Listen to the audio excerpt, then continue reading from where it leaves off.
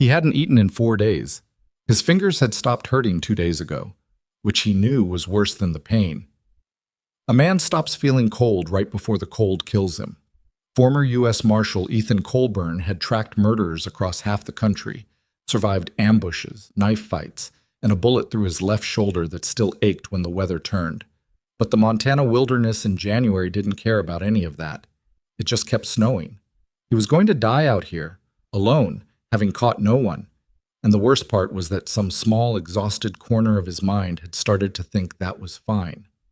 That's the story we're telling today, about what happens when a man who has nothing left to lose stumbles into the life of a woman who has spent her whole existence fighting to be seen. Stay with us until the very end, because this one doesn't go where you think it does. If this kind of storytelling speaks to you, hit that subscribe button and become part of our family. You won't want to miss what's coming next.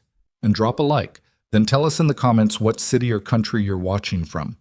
We want to see exactly how far this story travels. The snow had been falling for 6 hours without stopping, and Ethan Coleburn had made peace with the idea that he was not going to survive it. He wasn't being dramatic. He'd seen men die of exposure before, had pulled 2 frozen trappers out of a collapsed camp in the Bitterroot 3 winters back. And he recognized the signs in himself the way a doctor recognizes a familiar sickness. The shivering had stopped an hour ago. His feet felt like wooden blocks attached to his legs. When he breathed, the air going into his lungs didn't feel cold anymore, just empty, like breathing in nothing at all. These were not good signs. These were the signs that came right before the end.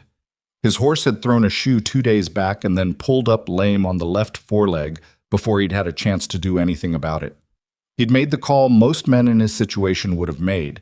He unsaddled the animal, left it what little grain remained in the saddlebag, and started walking. It was the wrong call, probably. A lame horse was still faster than a man on foot through knee-high drifts, but the animal had carried him for 11 months across some of the worst country in the territory, and Ethan hadn't been able to make himself ride the thing into the ground just to buy himself another few miles of daylight. So he walked. His rifle was slung across his back. His sidearm was holstered under his coat where his body heat could keep the mechanism from seizing in the cold. He had half a box of cartridges, a folding knife, a tin cup, a photograph of a woman he hadn't seen in 3 years, and approximately nothing else. The photograph wasn't his wife.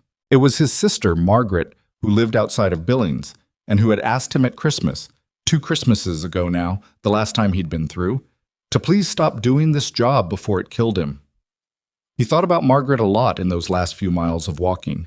The 2 men he'd been chasing, Frank Dole and a younger man who went by Cutter, which was not his given name, but was the name he'd earned through particular ugliness, had burned 2 homesteads south of Great Falls before Ethan picked up their trail. A father and his teenage son, dead. A woman who had survived but would carry the evidence of it on her face for the rest of her life. Ethan had been 3 weeks behind them initially, then 2, then close enough that he could smell the campfire smoke from their previous night's camp when he rode in each morning. He'd had them. He'd had them in his hands, almost. Then a blizzard came in off the Canadian plains and swallowed every track, every trail, every landmark he'd been using to navigate, and he'd ridden north for 2 days into nothing before he finally admitted that he was lost. A U.S. Marshal, lost. 22 years in service. He'd tracked men through swamps in Louisiana and desert hardpan in Arizona and pine forests so thick in Oregon that the sun never touched the ground. He'd brought back men that other marshals had given up on.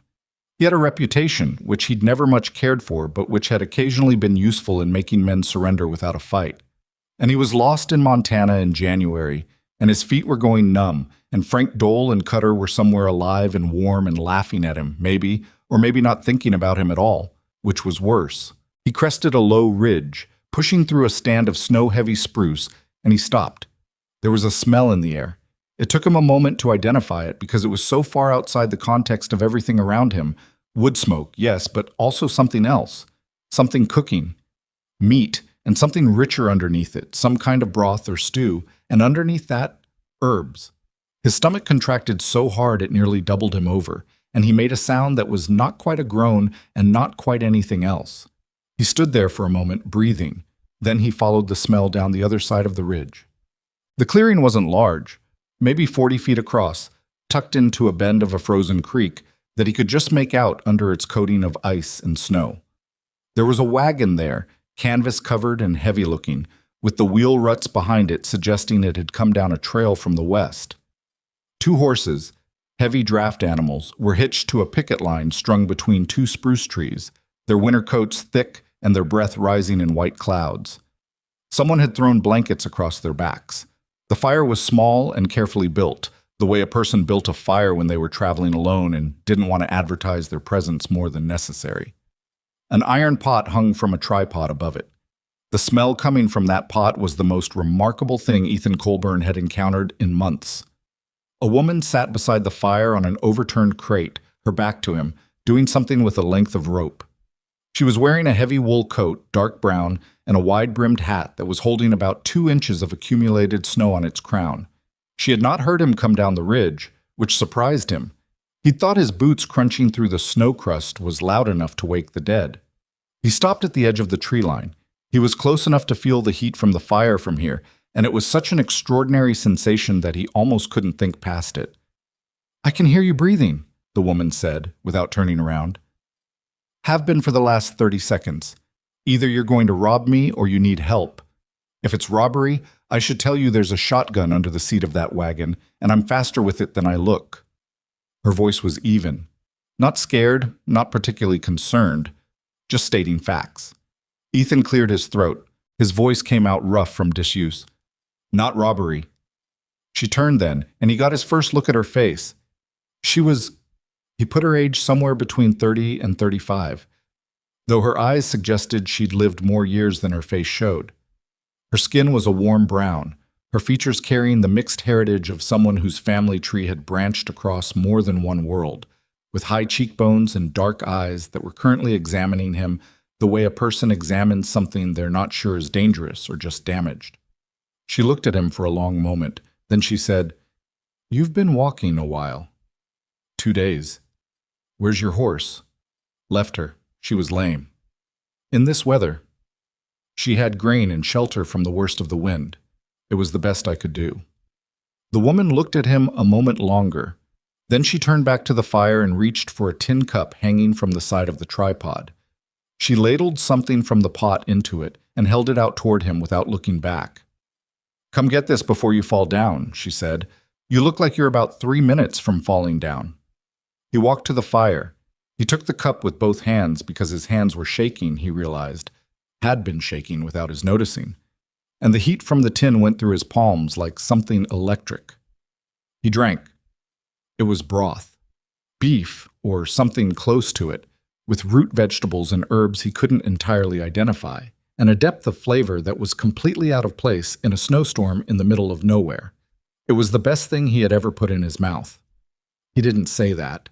He drank half the cup and then made himself stop, because he knew what happened when a man who'd been starving ate too fast. "Sit down," the woman said, still not looking at him. There was another overturned crate across the fire from her. He sat. "Ethan Coleburn," he said, "former U.S. Marshal out of Helena." "Former?" "Resigned 3 months ago, technically. Still finishing out a case." She glanced at him. "What kind of case?" "2 men. Killers. I've been following them since September." "And?" "Lost them in the blizzard 4 days ago." She went back to the rope work in her hands. He could see now she was repairing a broken harness strap, the motion of her fingers practiced and efficient. "Rosalie Linwood," she said. "Rose, mostly. I'm a cook, traveling to Silver Creek." "That's 2 days south of here, roughly. Day and a half, if the trail clears." She paused. "You know this country." "I know it well enough to get lost in it." She almost smiled at that. Not quite, but the corner of her mouth moved.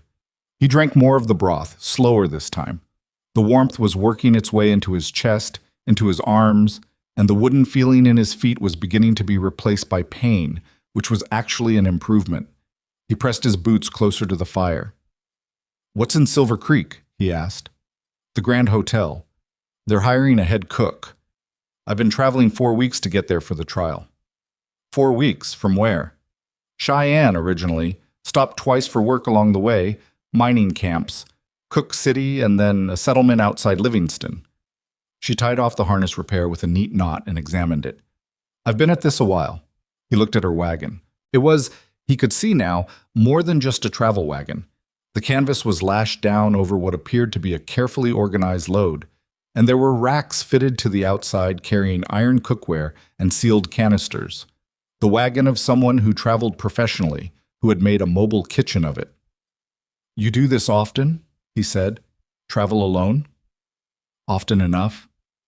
"Isn't that—" He stopped himself. She looked at him. "Isn't that what?" "I was going to say dangerous, but I imagine you'd have a thought or two about a man telling you that." "I'd have several thoughts about it," she said, "and none of them would be polite." But the not-quite smile came back. "You were going to say dangerous. You were right that I'd have a response. You stopped yourself before you said it anyway, which puts you ahead of about half the men I've encountered on this trail." He drank the last of the broth. The shaking in his hands had mostly stopped.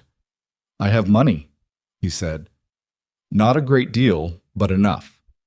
I'd like to pay for the meal, and if you're willing to have company on the trail south, I can be useful with the wagon.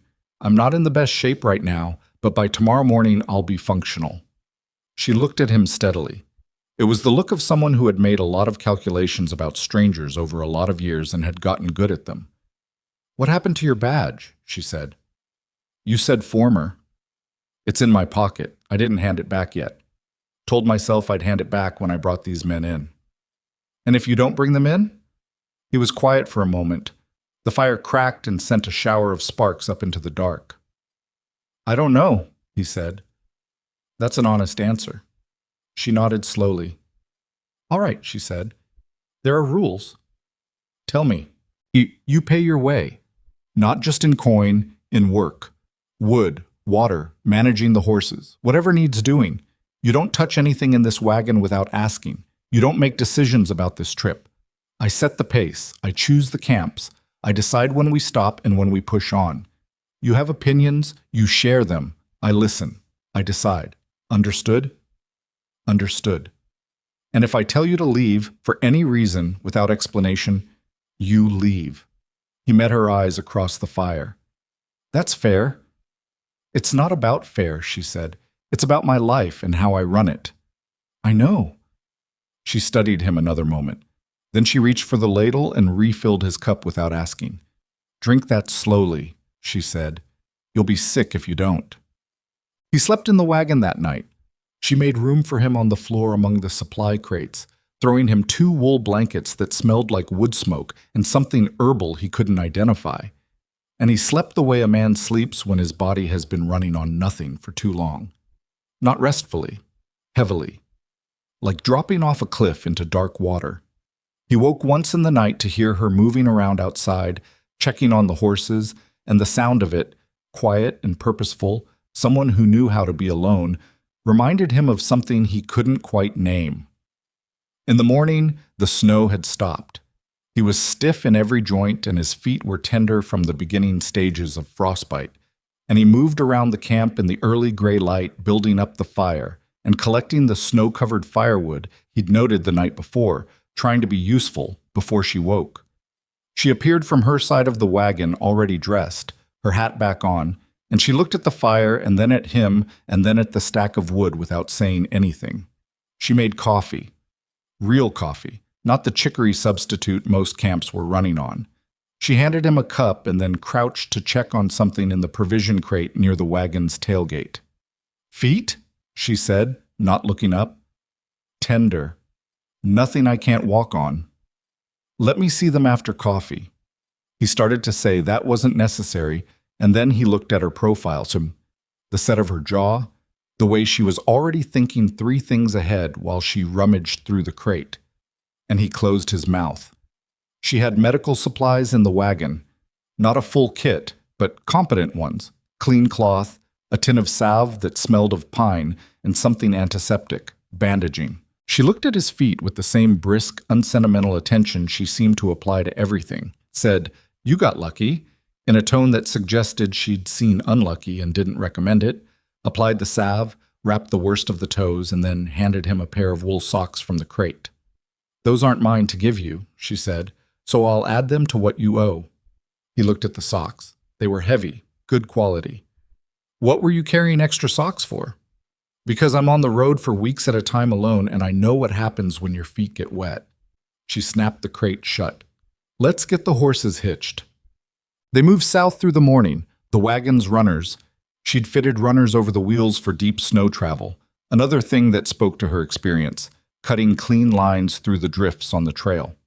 He sat on the box beside her and managed the left side lines at her direction while she handled the right. The draft horses were steady animals, well-fed and patient, and they moved through the cold with the resignation of creatures that had been doing this kind of work their whole lives. She didn't talk much in the mornings, he discovered. She watched the trail, read the snow, occasionally made small adjustments to their direction that he wouldn't have noticed on his own, but that kept them out of the deepest drifts. She knew this kind of travel.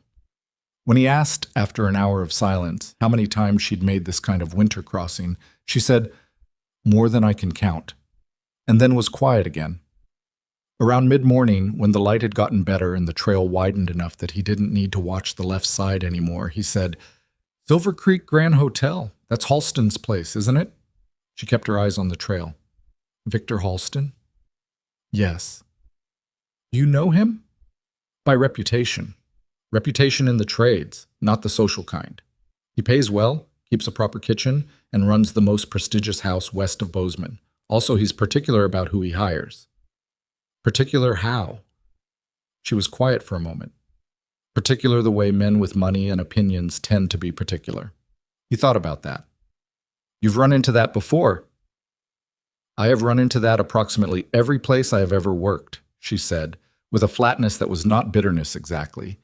Bitterness would have had more heat in it. This was more like a fact she'd recorded and filed away. "Mining camps are sometimes easier. The men there tend to care more about whether the food is good than about who's making it. Hotels are different. Hotels are about image." "Your food is good," he said. It came out more straightforward than he'd intended. She glanced at him sideways. "You had 1 cup of broth in a snowstorm. You were half dead. I've had a lot of food over a lot of years in a lot of places. That broth was not ordinary." She looked back at the trail. She didn't say thank you. She didn't dismiss it either. She let it sit, which he thought was probably how she handled most things.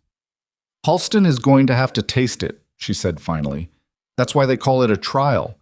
I make him something worth tasting. He either sees past whatever else he sees, or he doesn't." She paused. "I've been counting on the first option. I've been wrong about that kind of thing before." "What happens if he says no?" "Then I go to the next place." She said it without drama. "That's always been the answer. There's always a next place." He looked at her profile against the white landscape, the steady way she held the reins, the way her eyes moved across the terrain with the practiced attention of someone who had learned, through repetition and occasionally painful experience, not to miss things. He thought about the wagon, the precision of it, the medical supplies and the quality socks, and the cast iron, and the herbs in their sealed canisters. The way she'd identified him as not a threat in about 10 seconds from the sound of his breathing alone. She had built everything she was from scratch, he realized. Every bit of it. He didn't say that. He wasn't sure he had the right to say it. Not yet. Not after one morning on the trail together. Instead, he said, "What are you planning to make him?" And she told him. They camped that night at the edge of a frozen creek where a rock overhang gave them some protection from the wind. She built the fire in a place where it would radiate heat back off the rock, another small expertise. And while he managed the horses, she began putting together the evening meal from the wagon's provisions with the efficiency of someone operating in a space she understood completely. He watched her work when he thought she wasn't noticing. She had a way of moving in a kitchen, even a kitchen that was a patch of frozen ground and a fire and an iron pot. That was different from anything he'd seen. Not the rushed competence of a camp cook trying to feed 40 men before the food went cold. Something more deliberate. Each thing she did had a reason. When she added the dried herbs, she crushed them in her palm first. When she adjusted the heat by moving the pot's position on the tripod, it was by an amount so small he could barely see it. But the change in the smell that followed was immediate and distinct. "You trained somewhere formal?" he said. "Self-taught, mostly." She didn't look up from what she was doing. "I worked for a woman in Kansas City when I was 17 who actually knew what she was doing," 6 months with her, watching. That was the closest thing to formal training I've had. 6 months is a short apprenticeship. It was enough. I paid attention. There was something in the way she said it. Not pride exactly. More like a statement about the terms of her existence. She'd had less than other people started with, and she'd paid close attention. And that was how you built something from less. He was quiet for a while, feeding the fire. "Why Silver Creek?" he said eventually. "Specifically, there are hotels between Cheyenne and here." She turned to look at him, and for a moment her expression was unguarded in a way it hadn't been before. Something direct and simple underneath the usual watchfulness. "Because it's the best," she said. "Not the biggest, the best. Halston keeps a kitchen that a cook could actually do real work in. The ingredients he sources, the clientele, the reputation." She paused. "I've been making good food in bad kitchens for 15 years. I want once, to make the best food I can make in a kitchen that actually deserves it." He nodded. He didn't say anything for a moment. "I understand that," he said. She looked at him like she was deciding whether he actually did or was just saying so. "The men you lost," she said. "You were close. A day behind them. And you've been behind them for 11 months. She was quiet, stirring the pot. "Then, what happens to the families? The ones they hurt, the ones they left behind. Do those people know you're still looking?" He hadn't expected that question. "I don't know. I sent word when I could. Must feel like nothing is moving from where they're sitting." "I imagine it does." "And from where you're sitting?" He looked at the fire. "It felt like everything was moving, for a long time. Like I was gaining on it, like I was—" He stopped, reworked what he was trying to say. "I believed if I just kept going hard enough and long enough, it would resolve the way those things are supposed to resolve. I'd bring them in. The families would have an answer. I'd have done what I set out to do. And now?" He was quiet for a longer stretch this time. "Now I'm sitting at your fire," he said, "wearing your socks." She made the not-quite smile. She handed him a bowl of stew. They ate in silence, and the fire burned down, and the horses shifted and stamped on the picket line, and somewhere out in the trees something moved through the dark without a sound. The cold settled in deep around the edges of the firelight, but the circle of warmth held. Mecca. The second day on the trail was harder. A new front came in around mid-morning, not snow exactly, but a cutting wind off the northern plains that found every gap in clothing and did not let go. The horses didn't like it and required more management, and the trail drifted in behind them faster than Ethan liked. And by early afternoon, Rose had made the call to push on rather than camp early, because the shelter they'd slept in the night before was the best natural windbreak they were likely to find, and it was already 20 miles behind them. They hit a section of trail around the third hour of the afternoon, where someone had clearly been through recently, tracks in the snow, horse and boot, moving in the same direction they were going. More than one man.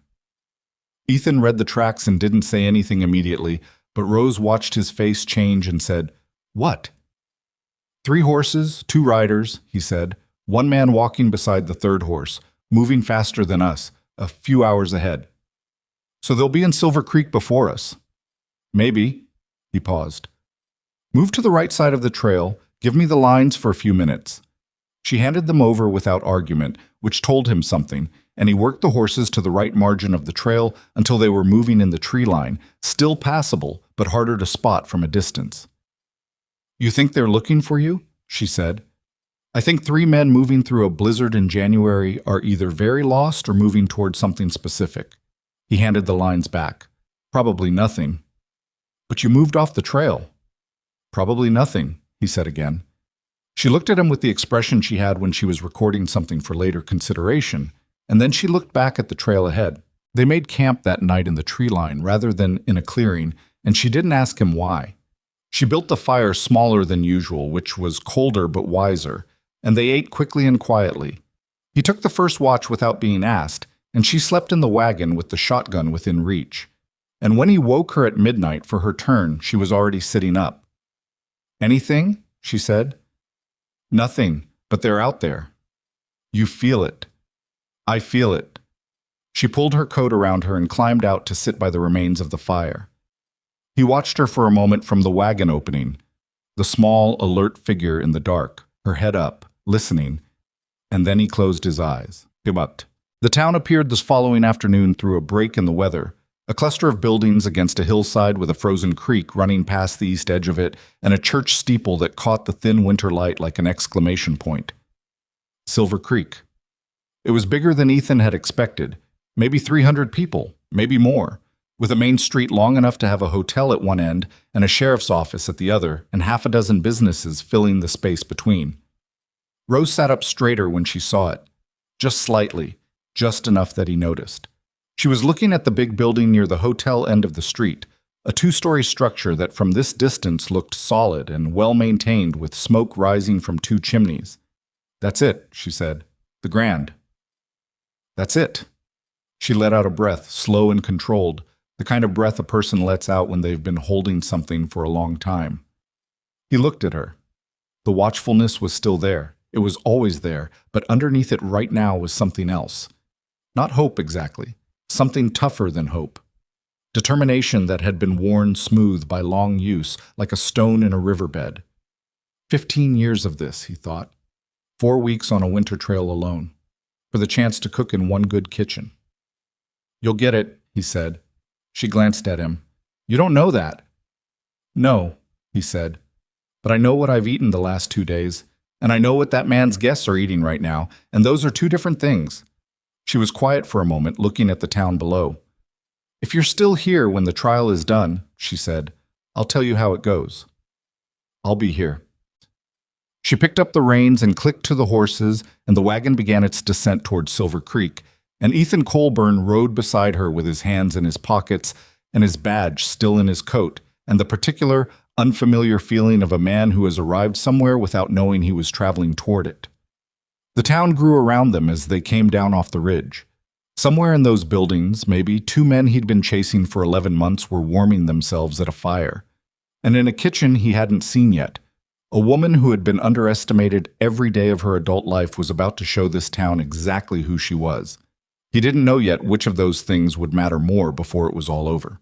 He had a feeling he was about to find out. Silver Creek was the kind of town that looked better from a distance. Coming down off the ridge, with the afternoon light catching the snow on the rooftops and the smoke rising clean from the chimneys, it had looked like something solid and purposeful. Up close, on the main street, it was muddier than the snow had suggested, the boardwalks uneven, half the storefronts wearing the look of places that had been built fast and repaired slow. The kind of town that had grown quickly around a boom and was now figuring out what it was when the boom settled into something more ordinary. Still, it was bigger than most of the places Rose had worked. That mattered. Bigger towns had more money moving through them, and more money meant better provisions and clientele with actual opinions about what they ate, which was something, at least. A man who didn't know the difference between good food and bad food was harder to impress and harder to work for. She pulled the wagon to a stop in front of the livery at the south end of the main street and set the brake. Her hands were stiff from the cold and the long hours of driving, and she flexed them against her thighs before climbing down, not wanting anyone to see her doing it. Ethan was already on the ground, moving around to the horses' heads with the unhurried competence she'd come to expect from him over 2.5 days on the trail. He did what needed doing without being asked, and he did it without making a performance of it, which put him in a smaller category of men than he probably knew. The liveryman came out, a wide, red-faced man named Gruber, who looked at the wagon and then at Rose and then at Ethan and made the silent calculation that most men made. The one where they tried to determine the relationship and fit it into a category they understood. "Boarding for the horses?" Gruber said, directing the question at Ethan. "Ask her," Ethan said, without heat. "Her horses." Gruber looked at Rose. 3 days to start, she said. "Good hay, grain if you have it, water twice daily. I'll check on them myself in the mornings." $2 a day, that's the rate. I'll pay $1.75 if the conditions are what I asked for, and not what you feel like providing. Gruber looked at her for a moment, recalculating. $1.80. That's fine. She paid him for the first day, and he took the horses, and that was that. Ethan fell into step beside her as she started up the street toward the Grand Hotel, carrying the smaller of her 2 bags. She carried the larger one herself. It held her knives. "Where are you going to stay?" she asked. There a boarding house? There's one on the east side of the main street. I passed the sign coming in. That'll do. He paused. You? The hotel, if they have a room at a rate that makes sense. Being on site for the trial is better. She looked at him sideways. You'll be in town a while then. Looking, he agreed. They walked past a dry goods store, a barber, a land office with a freshly painted sign. The town was busy for a January afternoon. More people on the street than she'd expected, a wagon being unloaded in front of the feed store. Two men in good coats talking on the corner outside what appeared to be a bank. Silver Creek had money in it. That was visible in a dozen ways she'd learned to read over the years. The Grand Hotel sat at the north end of the street, set back slightly from the boardwalk with a proper entrance porch and two lanterns flanking the front door that would have looked almost formal if the snow piled against the porch railing hadn't given them a slightly beleaguered look. It was 2 stories, solidly built of sawed lumber rather than logs, with glass windows across the front that caught what was left of the afternoon light. The sign above the door was painted in clean block letters. Silver Creek Grand Hotel, V. Halston, Prop. Rose stopped in front of it for just a moment. Ethan stopped beside her. He didn't say anything. She picked up the bag with her knives and went inside. The lobby was warm and smelled of wood smoke and something else, a cleaning product of some kind, lemon-based. The floors were polished wood, the furniture heavy and dark, the kind of furniture that said, "We have permanence." Behind a front desk of polished oak, a young man with a very straight part in his hair looked up from a ledger book. "Good afternoon," he said, his eyes moving from her face to the bag she was carrying and back again with a flicker of uncertainty he didn't quite manage to hide. "I'm here to see Mr. Halston," Rose said. "I have a letter. I wrote ahead 3 weeks ago regarding the cook's position." "Ah." He looked at the ledger, buying himself a moment to think. "And your name?" "Rosalie Linwood." He wrote it down with the careful deliberateness of someone who has been instructed to write down all names. "If you'd take a seat, Mrs. Linwood, I'll let Mr. Halston know you've arrived." "Miss Linwood," she said, "I'll stand, thank you." She stood. The clerk disappeared through a door behind the desk. She looked at the dining room, visible through an open archway to the right. 8 tables with white cloths, oil lamps, a window overlooking what in summer was probably a decent view of the hills. Maybe 40 covers at capacity. That was manageable. She'd cooked for more in worse conditions. The clerk came back with a man behind him. Victor Halston was perhaps 55, broad-shouldered but going soft at the middle, with a well-trimmed gray beard and the kind of clothing that costs money without advertising it. He had the look of a man who had learned to project confidence so thoroughly that he'd probably forgotten there was anything beneath it to project from. He looked at Rose the way she'd seen men look at her entire professional life. The quick, assessing glance that started at her face, moved to her clothes, came to a conclusion before his mind was fully engaged. "Miss Linwood," he said. "Victor Halston." He did not offer his hand. "Mr. Halston, thank you for seeing me. You mentioned in your letter that you've been working in," he consulted some mental note, "mining camps primarily. Among other places, mining camps, trail settlements, 2 hotel kitchens in Wyoming, and 1 season at the Beaumont House in Cheyenne." Something shifted slightly in his expression at the Beaumont House. It was a name that carried weight, and he knew it. The Beaumont House. Under Chef Armand Duchesne, I ran the cold kitchen for 14 months and covered the hotline for 3 of them when he had his illness. "I see." He looked at her for another moment. Then he said, "I'll be honest with you, Miss Linwood. I had in mind someone with a more conventional background. The clientele of this hotel tends toward—" "Mr. Halston," she said, and her voice was entirely pleasant. "You said in your advertisement that the position would be filled based on a cooking trial. I've traveled 4 weeks to offer you that trial. I think we should proceed on that basis." He was quiet for a moment. She held his gaze without difficulty. She'd had this conversation before, not these exact words, but this shape, this specific variety of man reassessing a situation he'd already decided and not being happy about it. "Tomorrow morning," he said finally. 6 o'clock. The kitchen. "I'll be there at 5:30. He looked at her as if he wasn't sure whether that was impressive or irritating.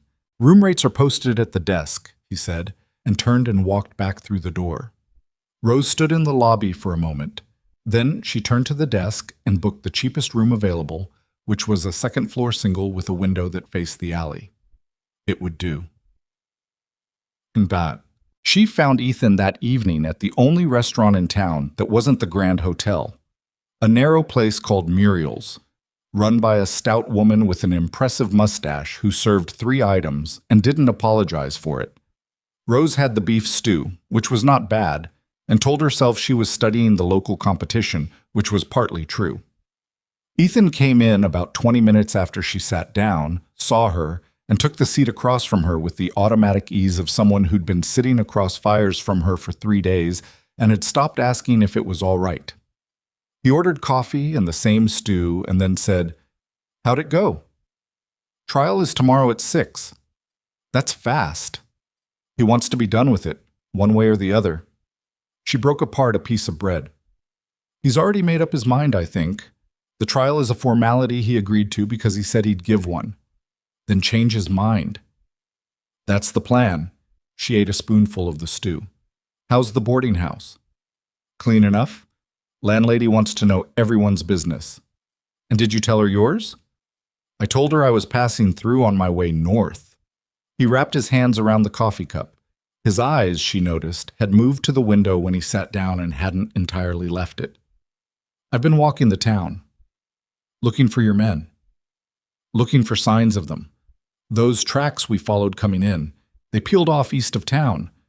Either they're camped outside or they went around. Or they went through and kept going. Possible." He didn't sound like he believed it. She looked at him. "Ethan, if they're in this town, I'm not going to do anything reckless." "That wasn't what I was going to say." She put down the spoon. "I was going to say that if they're in this town, you need help. You can't take 2 men alone, and you don't have any authority right now that anyone around here would recognize." He looked at her. "You know something about this. I know something about being in a place where you don't have official standing, and you need people to take you seriously anyway." She picked up the spoon again. "There's a sheriff's office on the south end of the street. The sheriff's name is Aldous Briggs. I asked Gruber at the livery. He talks easily. Apparently Briggs has been sheriff here for 6 years and is neither corrupt nor useless, which in my experience puts him in about the top third of frontier lawmen." Ethan was quiet for a moment. "You asked about the sheriff." "I ask about everything when I get to a new town. It's useful."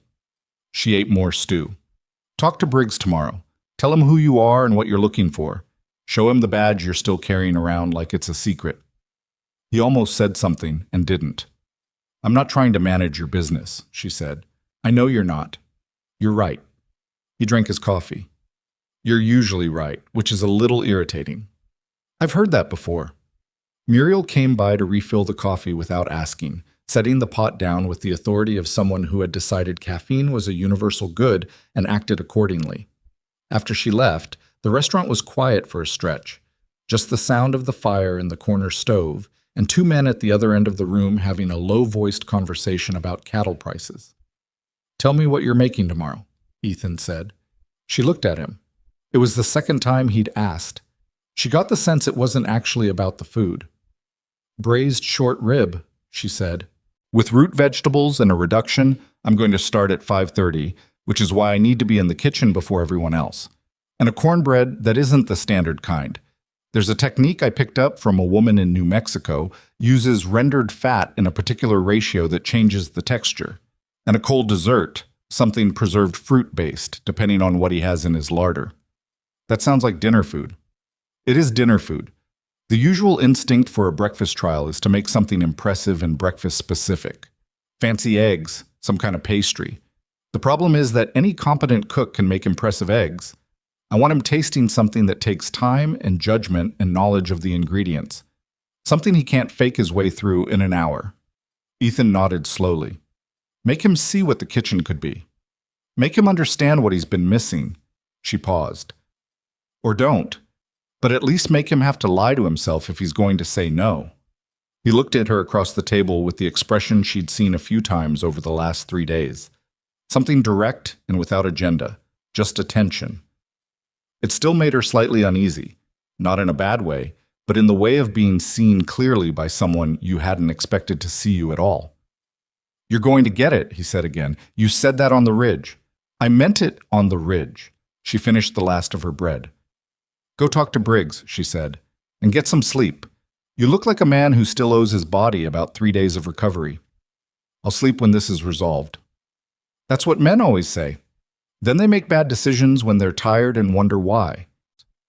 He left money on the table for both meals before she could object, and she let it go because arguing about it felt like the wrong use of energy the night before the most important cooking trial of her life. She was in the kitchen at 5:20. The Grand Hotel kitchen was everything she'd hoped for, and 2 things she hadn't expected. It was large. Larger than the Beaumont House kitchen in Cheyenne, which she'd thought at the time was the best working space she'd ever been in. Wood-burning range with 6 burners and a wide oven, a full cold room off the back, a prep table of butcher blocks so well seasoned it was almost black, hanging copper pots that were actually copper and not the tin copper plating that most establishments passed off as the real thing. The second unexpected thing was a boy of about 15 sitting on a stool near the door to the cold room, half asleep, who startled awake when she came in and stared at her. "Are you the new cook?" he said. "Not yet. What's your name?" "Calvin." "What do you do here, Calvin?" "I'm the kitchen boy. I do whatever the cook says." He paused. "We haven't had a cook in 3 weeks. Old Pete quit because Mr. Halston said his biscuits were adequate, which they were, but Pete didn't take well to that word." "Adequate is a hard word to recover from," Rose agreed. She was already moving through the kitchen, opening the cold room, assessing the inventory. It was well stocked, better than she'd hoped, fresh beef and root vegetables and good cream and a full rack of preserved goods along the back wall. Halston spent money on his provisions. That was something. "You want me to get the fire going?" Calvin said, now more awake and watching her move through the space with what appeared to be cautious optimism. "Please, range first, both sides. I'll want even heat across the top. And can you tell me where the lard is kept?" "Cold room, left side, lower shelf. There's beef tallow, too, if you need it." "I'll need it. Thank you, Calvin." She worked for the first hour alone except for Calvin, who turned out to be not only efficient but genuinely useful. He knew the kitchen the way a boy knows a space he's spent 2 years in, knew where the backup pans were and which burner ran hot, and that the oven needed an extra quarter turn on the right damper to hold temperature properly. She filed all of it and used it. The short ribs went into the braising liquid at 6:15. The reduction started at 6:30. By 7, the kitchen smelled like something that had no business existing in a hotel in a frontier town in January, and Calvin had stopped pretending to do chores and was just watching her with the unguarded attention of someone who has walked into something genuinely unexpected. Victor Halston came in at 7:45. He was dressed for the morning, jacket and cravat, his beard combed, a man who projected formality as armor. He stopped in the kitchen doorway, and the smell hit him, and something happened in his face that he managed to control after a second, but not quite before she saw it. He came to the prep table and looked at what she was doing. She was working on the cornbread, the batter mixed, a cast iron pan heating on the range. "You started with the main," he said. "The main takes 3 hours to be what it needs to be." She poured the batter without looking up. "You'll taste it at 8:30. The cornbread in about 20 minutes. He was quiet for a moment. Then he said, "Where did you learn to braise short rib?" "Kansas City, originally. I've refined it since." "How many times have you made this particular dish?" "Hundreds, by now. Maybe more." She slid the cast iron into the oven. "Every time is a little different, depending on the beef and the heat and the season. You stop counting after a while." He moved to the range and looked at the braising pot without lifting the lid, a restraint, she noticed, that suggested he actually knew something about cooking rather than just managing people who did it. "The Beaumont house," he said. "Duchesne vouched for you in the letter you sent." She turned to look at him. "He did?" "I wrote to him. He responded." Halston's expression was careful. "He said you were the best natural cook he'd encountered in 20 years, and that he'd lost you to the road because he couldn't afford to pay what you were worth." She was quiet for a moment. She hadn't known Duchesne had done that. "I didn't ask him to write to you," she said. "I know you didn't. I found the letter after I'd agreed to the trial." He looked at her with the expression of a man who is renegotiating something in his head in real time. It changed my thinking somewhat. I'd prefer you taste the food, she said. Duchesne's opinion is his opinion. You should have your own. He almost smiled at that. Almost. 8:30, you said. 8:30. He left the kitchen. Calvin, who had heard the entire exchange from his position near the cold room, looked at Rose with wide eyes. He almost smiled, Calvin said. Don't read too much into it, Rose said. Let's get the vegetables started. Bam. She served the trial at 8:30 to Halston, and 2 men he'd brought in. She learned later that one was the mayor of Silver Creek, and one was the owner of the largest mining concern in the territory, both of whom were regular guests, the kind of witnesses whose opinions traveled. She served the braised short rib first, then the cornbread, then the preserved plum dessert she'd improvised from what she'd found in the larder. She served it herself, on the proper plates, with the quiet efficiency she'd developed over 15 years of making food in places that didn't always deserve it. Then she went back to the kitchen, and she waited. Calvin sat across from her on the stool, twisting a rag in his hands. Stop doing that, she said. You'll unravel it. What if he says no? Then he says no. But what will you do? She was quiet for a moment, her hands flat on the prep table, listening to the faint sounds from the dining room. I'll go to the next place, she said, but you want this one. She looked at him. He was 15 and had the face of a boy who'd figured out already that the world didn't hand things over, but hadn't quite made his peace with that yet. Yes, she said, I want this one. It was the most honest she'd been about it out loud, and saying it in this kitchen, with the smell of the braised beef still in the air and the morning light coming through the narrow window above the prep table, felt like setting something down that she'd been carrying at arm's length for a long time. She heard a chair scrape back in the dining room. Then Victor Halston appeared in the kitchen doorway with the look of a man who has tasted something he did not expect to taste and is working out the appropriate response. Miss Linwood, he said, the mayor would like to know if you can do that short rib twice a week. She let 2 seconds pass. I can do it every night if the provisions allow. Halston looked at her. The calculation was still happening behind his eyes. She could see it, the old resistance wrestling with the evidence of his own palate, the image he'd had of who should be standing in this kitchen up against what was actually standing in it. We'd need to discuss terms, he said. We would, she said. Wages, schedule, kitchen authority. Those are not small conversations. No, she agreed. They're not. She pulled out the stool across from her. Sit down, Mr. Halston. Let's have them. He looked at the stool. He looked at her. He sat down. She found Ethan at the boarding house that afternoon, sitting on the front porch in the cold, like a man who needed air more than warmth. He looked up when she came up the steps, and something in his face shifted when he read hers. Well, he said, $65 a month, kitchen authority over provisions and menu. Calvin stays on as my assistant, and I have the right to refuse any instruction that compromises the food.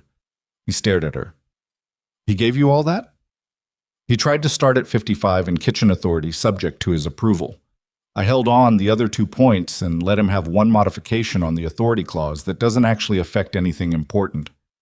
Ethan was quiet for a moment. Then he said, $65. It's what I'm worth. He knows it now.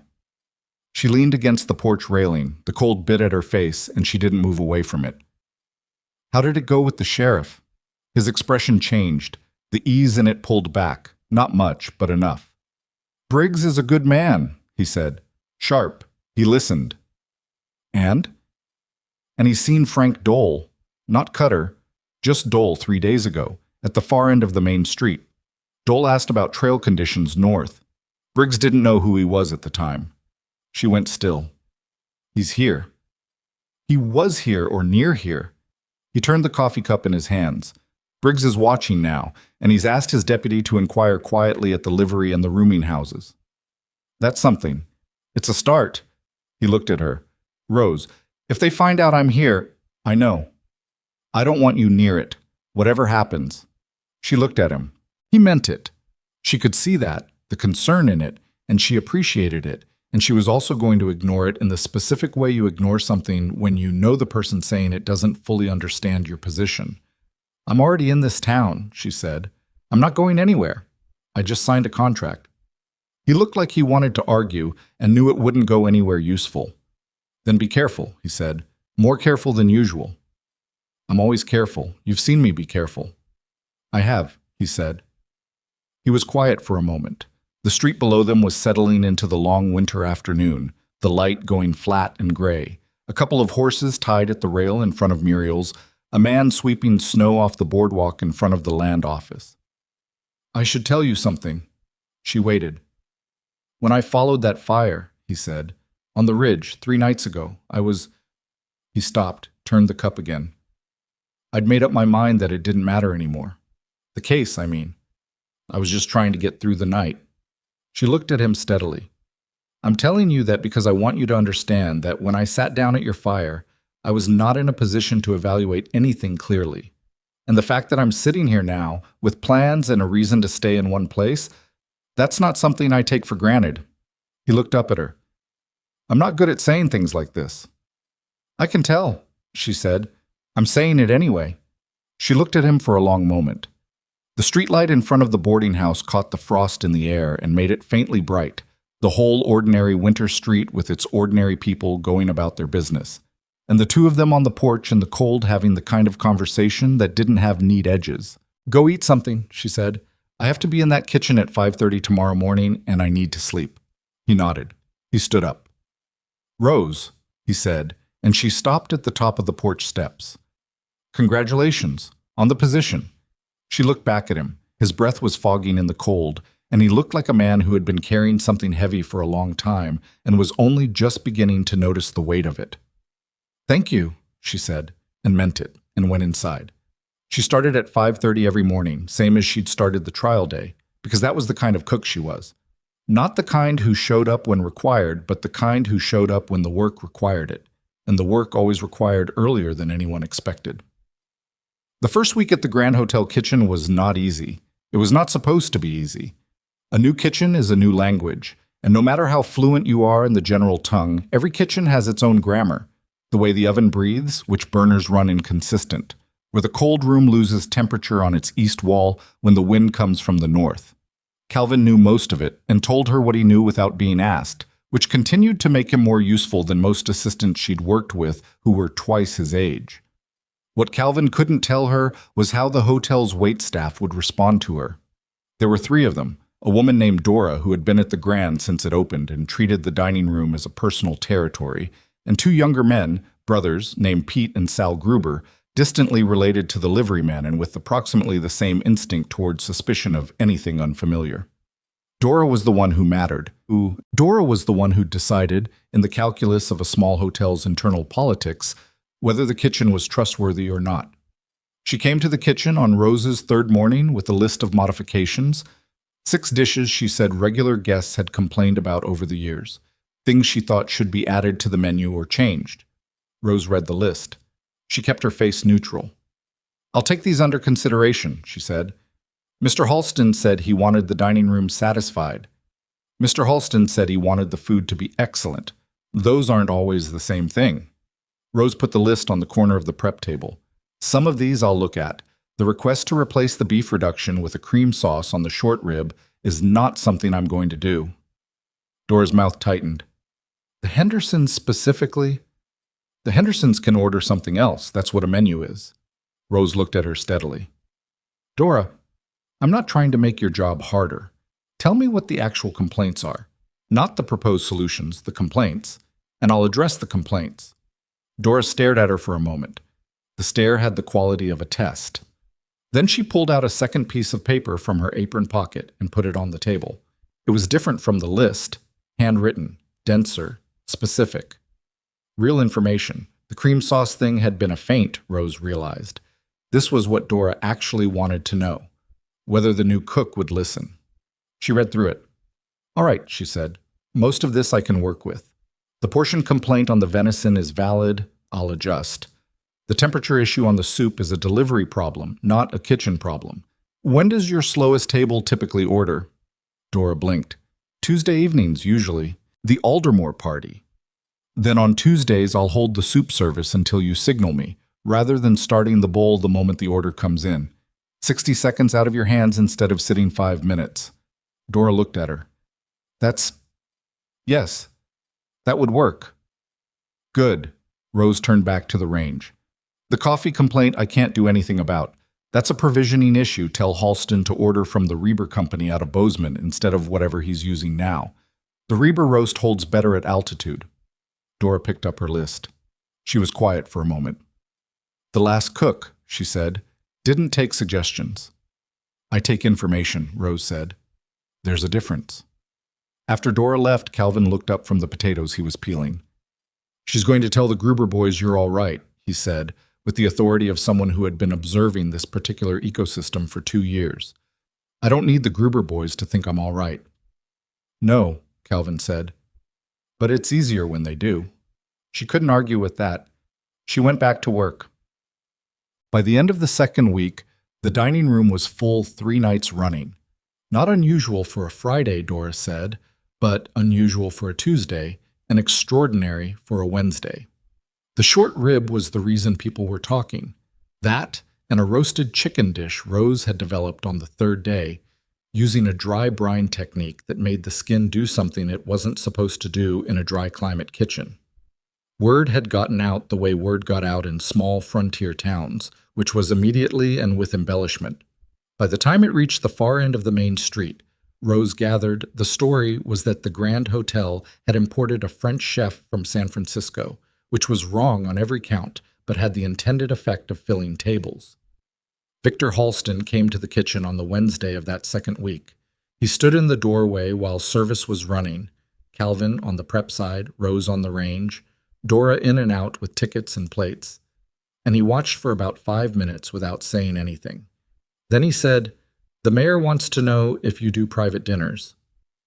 "For how many?" she said without turning from the range. 8. His house, Saturday evening.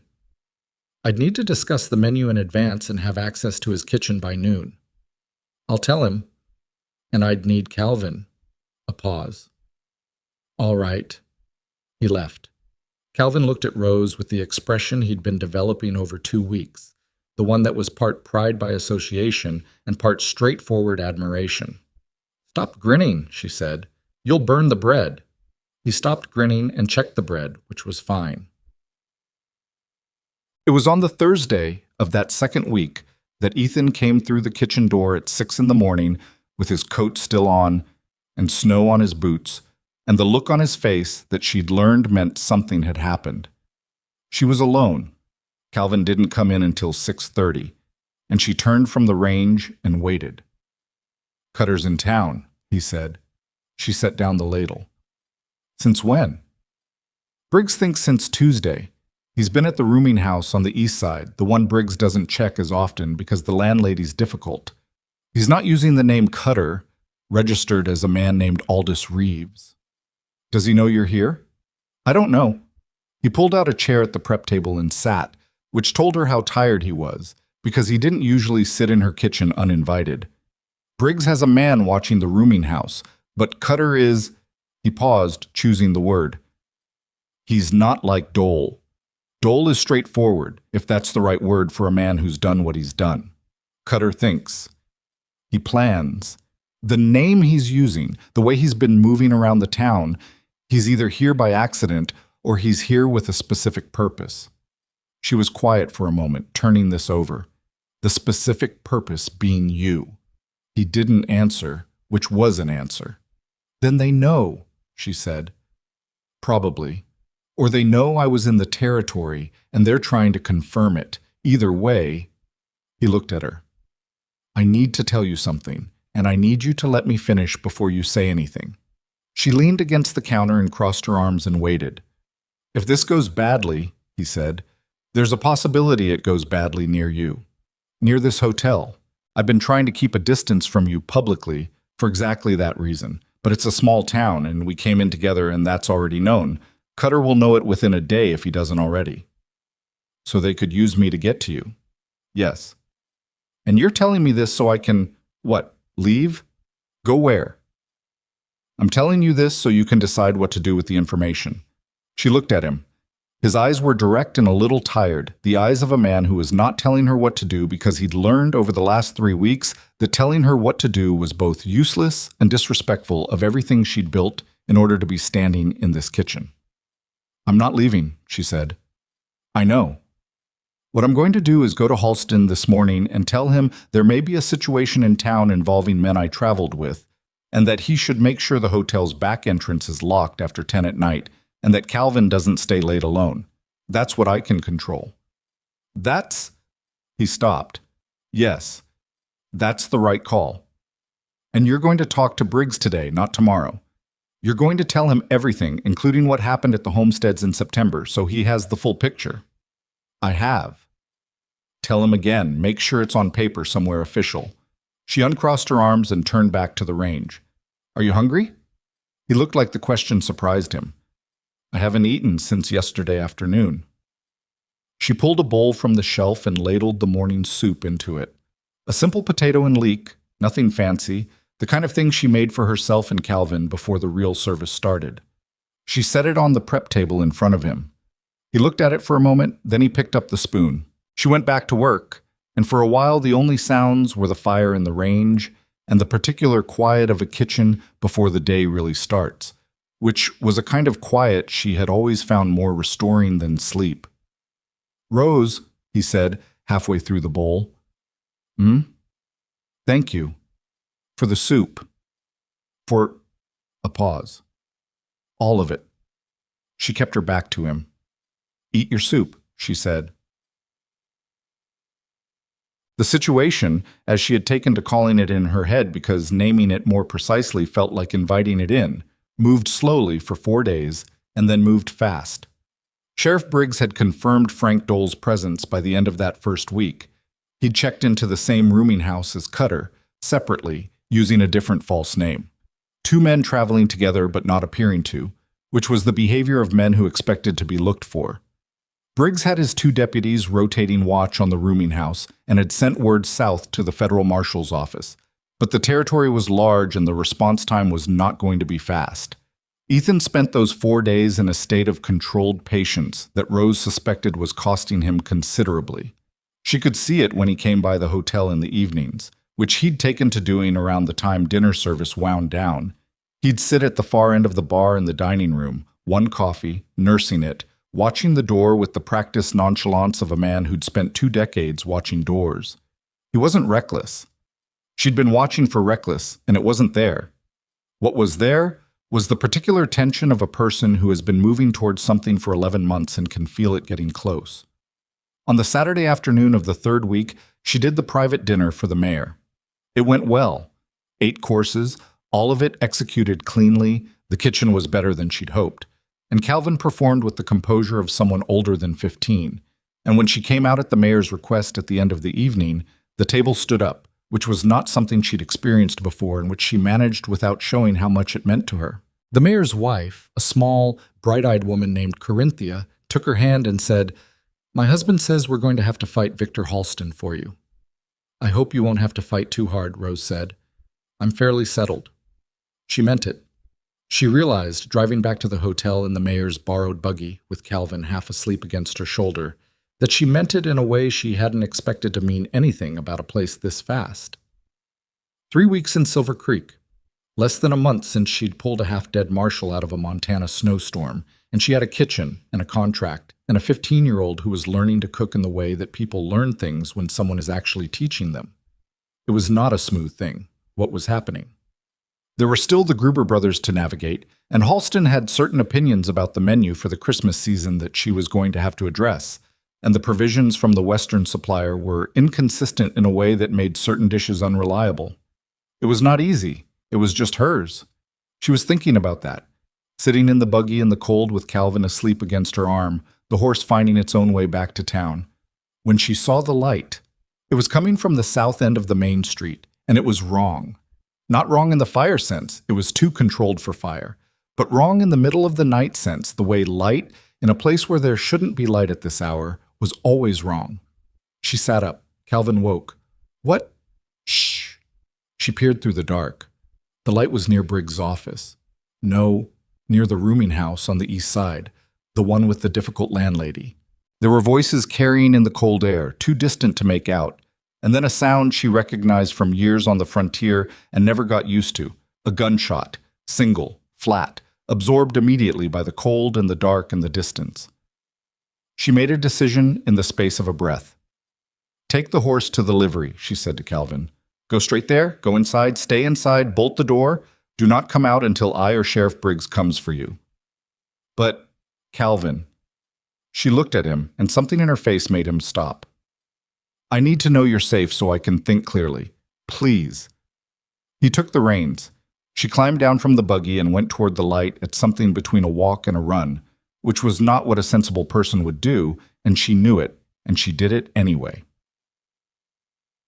What she found was not what she'd expected. Ethan was on the street outside the rooming house, on his feet, his sidearm drawn. There was a man down in the snow near the rooming house steps, not moving, but breathing. She could see the chest moving from 20 feet away. Briggs was there with one of his deputies, and there was a third figure she didn't immediately recognize, a heavy-set man with his hands raised and the blank, calculating expression of someone deciding whether the situation was recoverable. She stopped at the edge of the circle of lantern light that Briggs's deputy was holding. Ethan saw her, and his jaw tightened. She stayed where she was. "Frank Dole," Briggs was saying, in the tone of a man reading out a name for the record. "I have 2 federal warrants here and a former U.S. Marshal identifying you by name. You can make this complicated, or you can come along without anyone else getting hurt." The man with his hands up, Dole, then, looked at Ethan with an expression that was beyond anger, something colder than that, the look of a man recalculating odds. "You followed me all this way," Dole said. He wasn't talking to Briggs. 11 months, Ethan said. "You should have stayed lost." "I know, I tried." Dole looked at him a moment longer. Then he looked at Rose, and something in that look made her stomach drop, because it was the look of a man who was noting something useful. She held herself still and did not step back, because stepping back would tell him he'd landed it correctly. "That your woman?" Dole said. "My friend," Ethan said, "and she's got nothing to do with this, so keep your eyes forward." Dole almost smiled at that. Almost. It was a small, ugly movement of the mouth. "Cutter's not here," Dole said. "You know that? You got me? You didn't get him. I want you to sit with that." "Cutter's at the sheriff's office right now," Briggs said flatly. "My deputy picked him up 20 minutes ago. He's not as clever as he thinks he is." He nodded to his deputy. "Cuff him." What happened in the next several seconds was the kind of thing that didn't look the way it looked in the stories people told about it afterward. Dole made his move, which was fast and not well thought out. The move of a man who knew it wasn't going to work, but couldn't make himself stand still while it happened. Ethan moved to intercept, and there was a struggle near the rooming house steps, and Briggs was shouting something, and then it stopped. Ethan had Dole's arm twisted up behind his back with his knee in the man's spine and Dole's face in the snow. It was not clean. Ethan had a cut above his eye from somewhere in the exchange, and he was breathing hard, and his hands shook a little when Briggs's deputy put the cuffs on. The shaking wasn't fear. Rose had seen enough of people in difficult situations to know the difference between fear and the body demanding an accounting after the fact.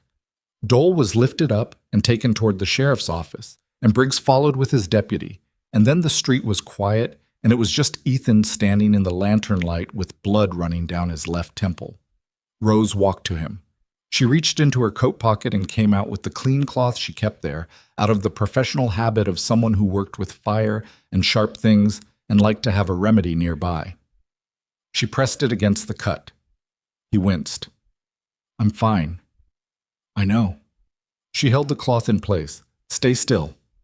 He stayed still. His breathing was slowing down. "I told you to stay away," he said. "No, you told me to be careful. Those are different instructions." She lifted the cloth, assessed the cut, pressed it back. "It needs cleaning, but it won't need stitching. You were lucky." "You came running toward a gunshot." "I walked briskly."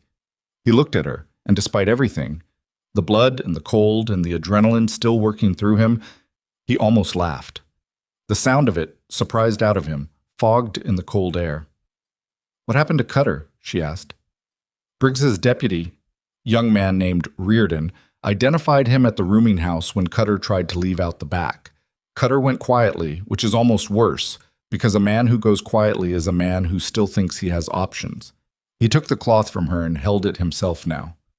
With Dole, it got loud. With Cutter, it was quiet. But they're both in custody. Both in custody. He said it like a man hearing something in a foreign language that he's been studying for a long time and finally understands. She looked at him. The lantern light was harsh and unflattering, and he looked exactly like what he was. A tired man in his mid-40s with a cut on his head and too many months of hard country behind him, standing in the snow in a town he'd arrived at by accident. "Come to the hotel kitchen," she said. "I'll clean that cut properly, and there's leftover soup from this evening." He looked down the street toward the sheriff's office, the habit of 11 months pulling at him. "Briggs has them," she said. "He doesn't need you tonight." A long moment. Then he exhaled. "All right," he said. They walked back up the main street through the cold, the town quiet around them, the lights in the Grand Hotel burning at the far end. Rose walked with her hands in her pockets, and her shoulder about 2 inches from his, not touching, just present. And he walked with the cloth pressed to his temple and his eyes moving out of habit across the dark storefronts and doorways, because 11 months of that instinct didn't stop in an evening. In the kitchen, she sat him on Calvin's stool and boiled water and cleaned the cut with the same antiseptic salve she'd used on his frostbitten feet 4 weeks ago in a Montana snowstorm. He sat still for it this time without being told to. She heated the soup while she worked, and he ate it at the prep table in his coat, and Calvin, who had apparently ignored her instructions about staying at the livery, appeared at the kitchen door at some point and stood there watching with the expression of a 15-year-old who has been present at the edge of something large and isn't entirely sure what to do with it. "Calvin," Rose said without turning around, "I told you to stay at the livery. Gruber said everything was fine and let me go. I'm going to speak to Gruber about that." "Are you both okay?" Calvin said. Rose looked at Ethan. He looked at her. "Yes," she said. Calvin nodded. He came the rest of the way into the kitchen and put on an apron, the unconscious motion of someone who processed difficult things by finding something useful to do with his hands. And he started cleaning the prep table that was already clean, and Rose let him, because she understood that particular impulse completely. Ethan finished the soup. He set the bowl down. Outside, the wind had picked up, moving through the gap between the hotel and the building next door with a sound like breathing.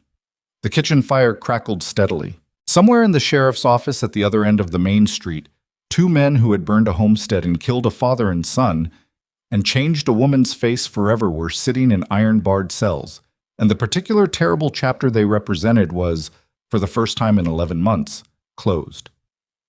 Ethan sat at the prep table with his hands flat on the butcher block and his eyes somewhere in the middle distance. Rose watched him from across the kitchen. She didn't say anything because there wasn't anything to say that the silence wasn't already saying better. After a while, he looked up. "I don't know what I'm going to do now," he said. It was not a dramatic statement. It came out quiet and a little raw, like something that had been true for a long time and had just found words. She pulled out the stool across from him and sat down. "You don't have to know tonight," she said. He nodded slowly. The fire burned. Calvin had found something in the cold room to organize, his back to them, giving them the particular privacy a small, enclosed space could offer when the person in it decided to look the other way. The soup pot steamed faintly on the back of the range. Outside, Silver Creek went on doing what small frontier towns did in the middle of winter nights, which was mostly nothing, which was exactly what was called for. He didn't leave the next morning. That was the first thing. Rose had half expected to find him gone when she came down to the kitchen at 5:30.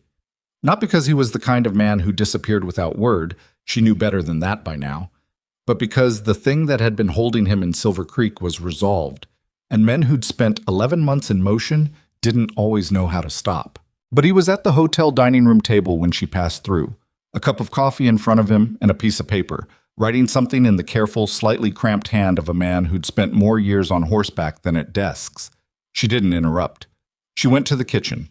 He came in an hour later while she was doing prep and poured himself a second cup from the pot she kept at the back of the range. "I'm writing to the families," he said. The ones from the homesteads. They need to know it's done. She kept her eyes on the carrots she was breaking down. That's the right thing. I've been putting it off. I kept telling myself I'd write when it was actually finished, when they were transported and processed. But he stopped. I don't want to wait anymore. Then don't. He drank his coffee. Briggs is transporting them to Helena by the end of the week. 2 federal deputies coming to collect. After that, it's out of my hands. How do you feel about that? He thought about it honestly, which she appreciated.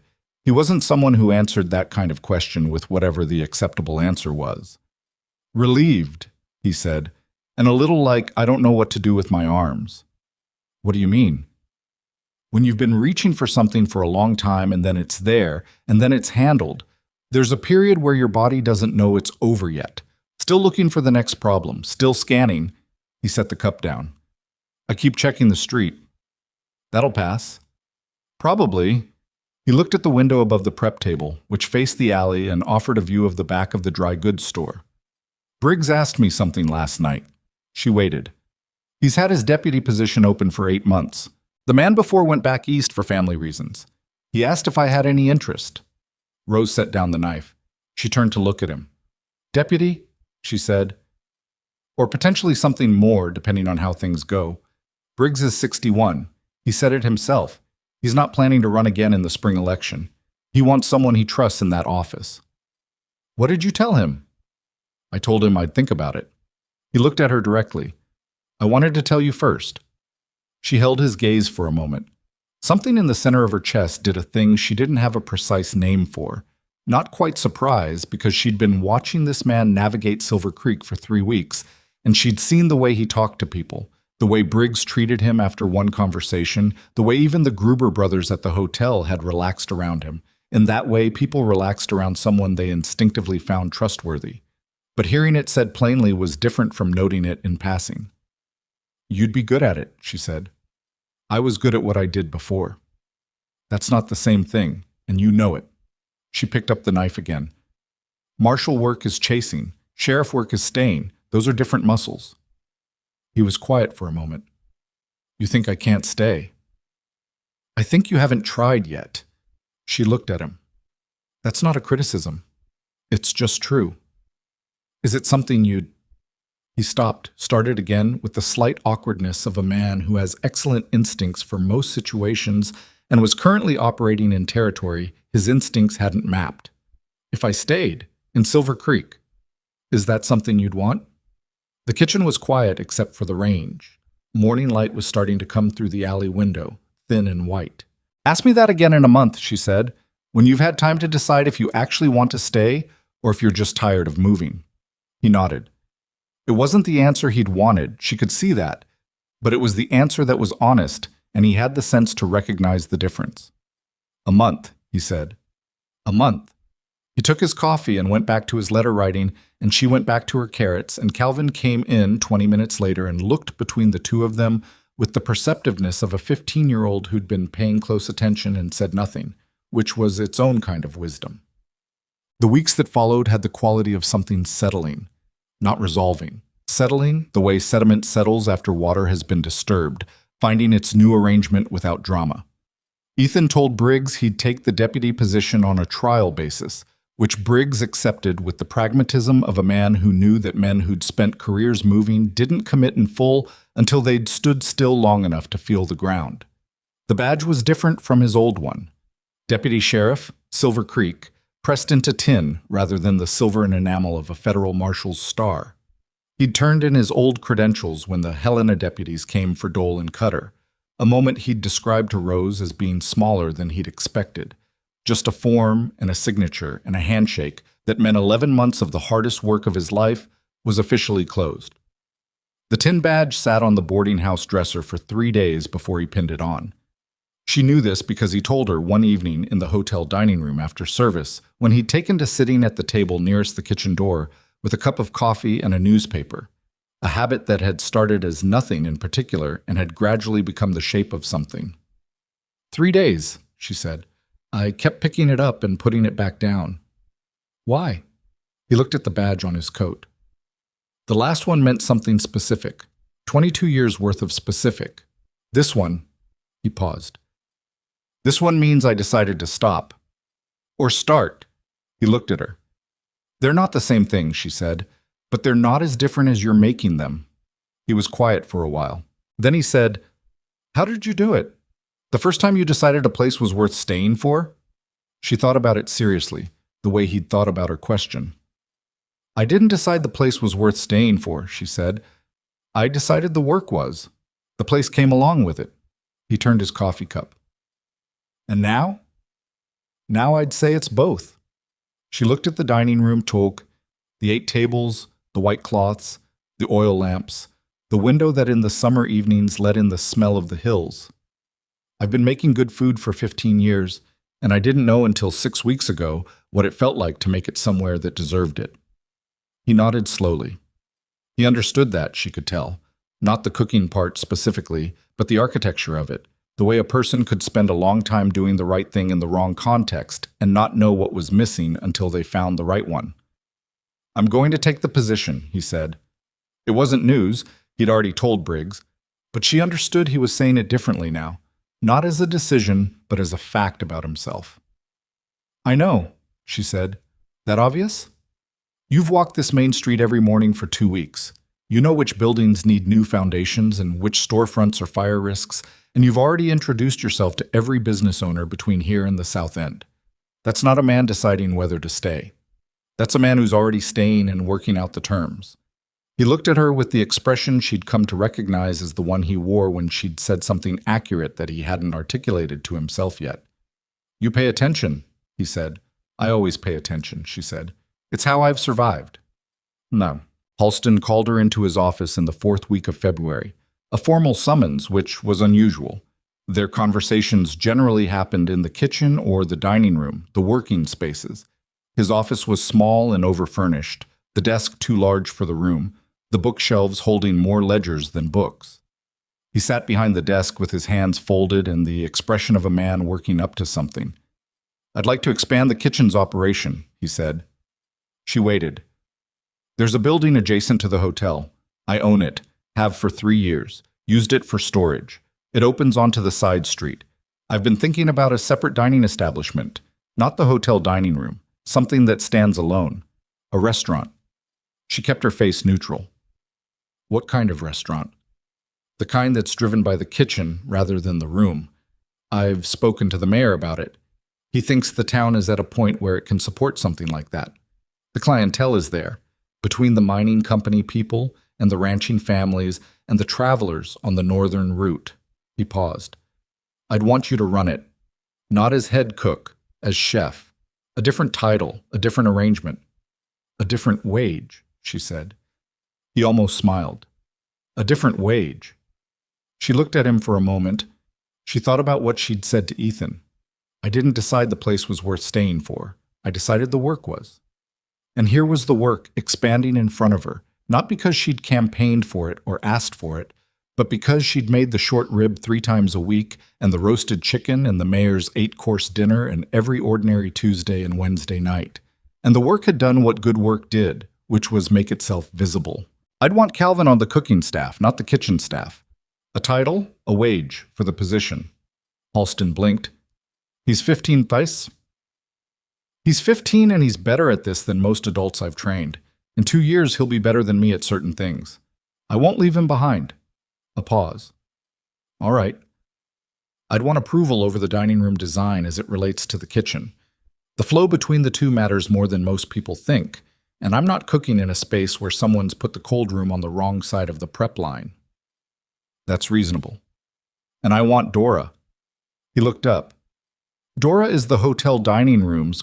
I know what she is. She's the best front-of-house person you have, and she knows how to run a service. Ask her if she wants to come. If she says no, that's that. But ask her. Halston sat back in his chair. He was looking at her with the same expression he'd worn on the morning of the trial, the recalculation happening behind his eyes. You came here to cook, he said. You didn't come here to run an operation. I came here to do good work in a kitchen that deserved it, she said. This is the same thing at a different scale. He looked at her for a long moment. Then he said, I'll have the lawyer draw up the terms. I'll read them carefully, she said. I expected nothing less. She stood to go. At the door, she stopped and turned back. Mr. Halston, when I walked into this hotel in January, you'd already decided. He met her eyes. He didn't pretend not to know what she meant. Yes. What changed? He was quiet for a moment. The honest answer, she could see him choosing it. The food, he said. That's all, just the food. That's all it should have been from the beginning. He nodded. It wasn't agreement exactly, or it was agreement, but it was the slow kind, the kind that came with a weight attached, the recognition that a thing should have been different without being entirely sure yet how to carry that. She went back to her kitchen. She told Ethan that evening. He was in his usual chair, the newspaper folded on the table, and he listened to the whole thing without interrupting, which was one of the things about him she'd come to appreciate most. He listened the way people listened when they actually wanted to know, and not just hear themselves respond. When she finished, he said, "Chef." "That's the title, yes." "How does it feel?" She thought about it. "Terrifying," she said. "Also right." "Those usually go together." "In my experience, yes." She poured herself a cup of the coffee she rarely drank after the morning. This felt like an occasion for it. Calvin cried. He tried not to, but he cried. Ethan's face did something. "He's a good kid. He's going to be extraordinary." She sat down across from him. He just needs someone to keep telling him that until he believes it. They sat for a while in comfortable silence, the kind that had developed over weeks of proximity and honesty and two people being themselves without too much performance. The dining room was empty. Service had ended an hour ago. Dora's staff had cleared and gone home. The fire in the corner was burning down to good red coals. "I told Briggs I'd take the full position," Ethan said. "Not deputy. When he steps down in the spring, I'll run for sheriff." She looked at him. "When did you decide?" "This afternoon. I was walking the south end of the street and there was a situation. Nothing serious. Two men arguing about a property line, the kind of thing that becomes serious if nobody addresses it early. I addressed it. Talked to both of them, understood what the actual problem was, found the boundary marker in the snow." He paused. "It took 20 minutes. Nobody got hurt. Both men shook hands. And I realized that for the first time in 11 months, I'd done something where the best outcome was that nothing happened." She understood that.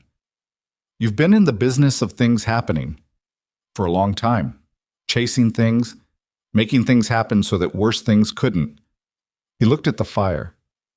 "This is different. It's slower, more like maintenance than resolution. Does that bother you?"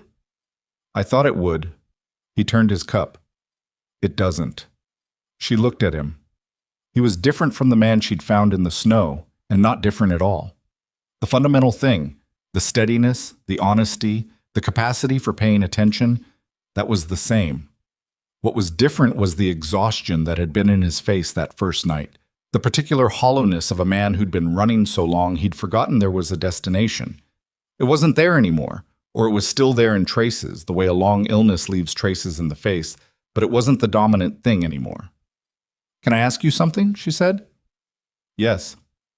"That first night, on the ridge, you said you'd made up your mind that it didn't matter anymore." "I did say that." "Did you mean it?" He was quiet for a moment. The fire cracked softly. "Yes," he said. "In that moment I meant it. I was cold enough and empty enough that it felt true." He looked at her. "And then I smelled your fire. And then you followed it. And then I followed it." A pause. "I've thought about that a lot, about what it means that a person can be that far gone and still follow a fire. It means you weren't as far gone as you thought. Maybe. Or it means the fire was bright enough." He held her gaze, and she understood that he wasn't talking entirely about the campfire on the ridge anymore. Either way. She looked down at her coffee. She was not someone who got unsettled easily, and she was unsettled, which was its own kind of information. "Ethan," she said. "I know," he said. "The month isn't up yet." "The month isn't up yet." He nodded. He didn't push it, which was exactly right. He just picked up his coffee and let the moment be what it was, neither more nor less. Masem. The month came up on a Tuesday, which felt arbitrary but wasn't. She'd been counting without telling him she was counting, the way she kept track of oven temperatures and braising times in her head, the running background calculation of a person who managed a lot of variables at once and liked to know where they all were. She didn't say anything about it that morning. She had a full service to run, a delivery of winter provisions from the Eastern supplier that turned out to be short on the dried herbs she needed, and heavy on a smoked fish nobody had ordered, and a conversation with Halston's lawyer about the restaurant contract that lasted 40 minutes and required her to push back on 2 clauses that were written to sound reasonable but were not. By the time the evening service wound down and she'd debriefed Calvin on the 3 things he'd done well, and the one thing to work on, his knife work on the root vegetables was still slightly uneven under pressure, and sent him home. It was past 9 o'clock.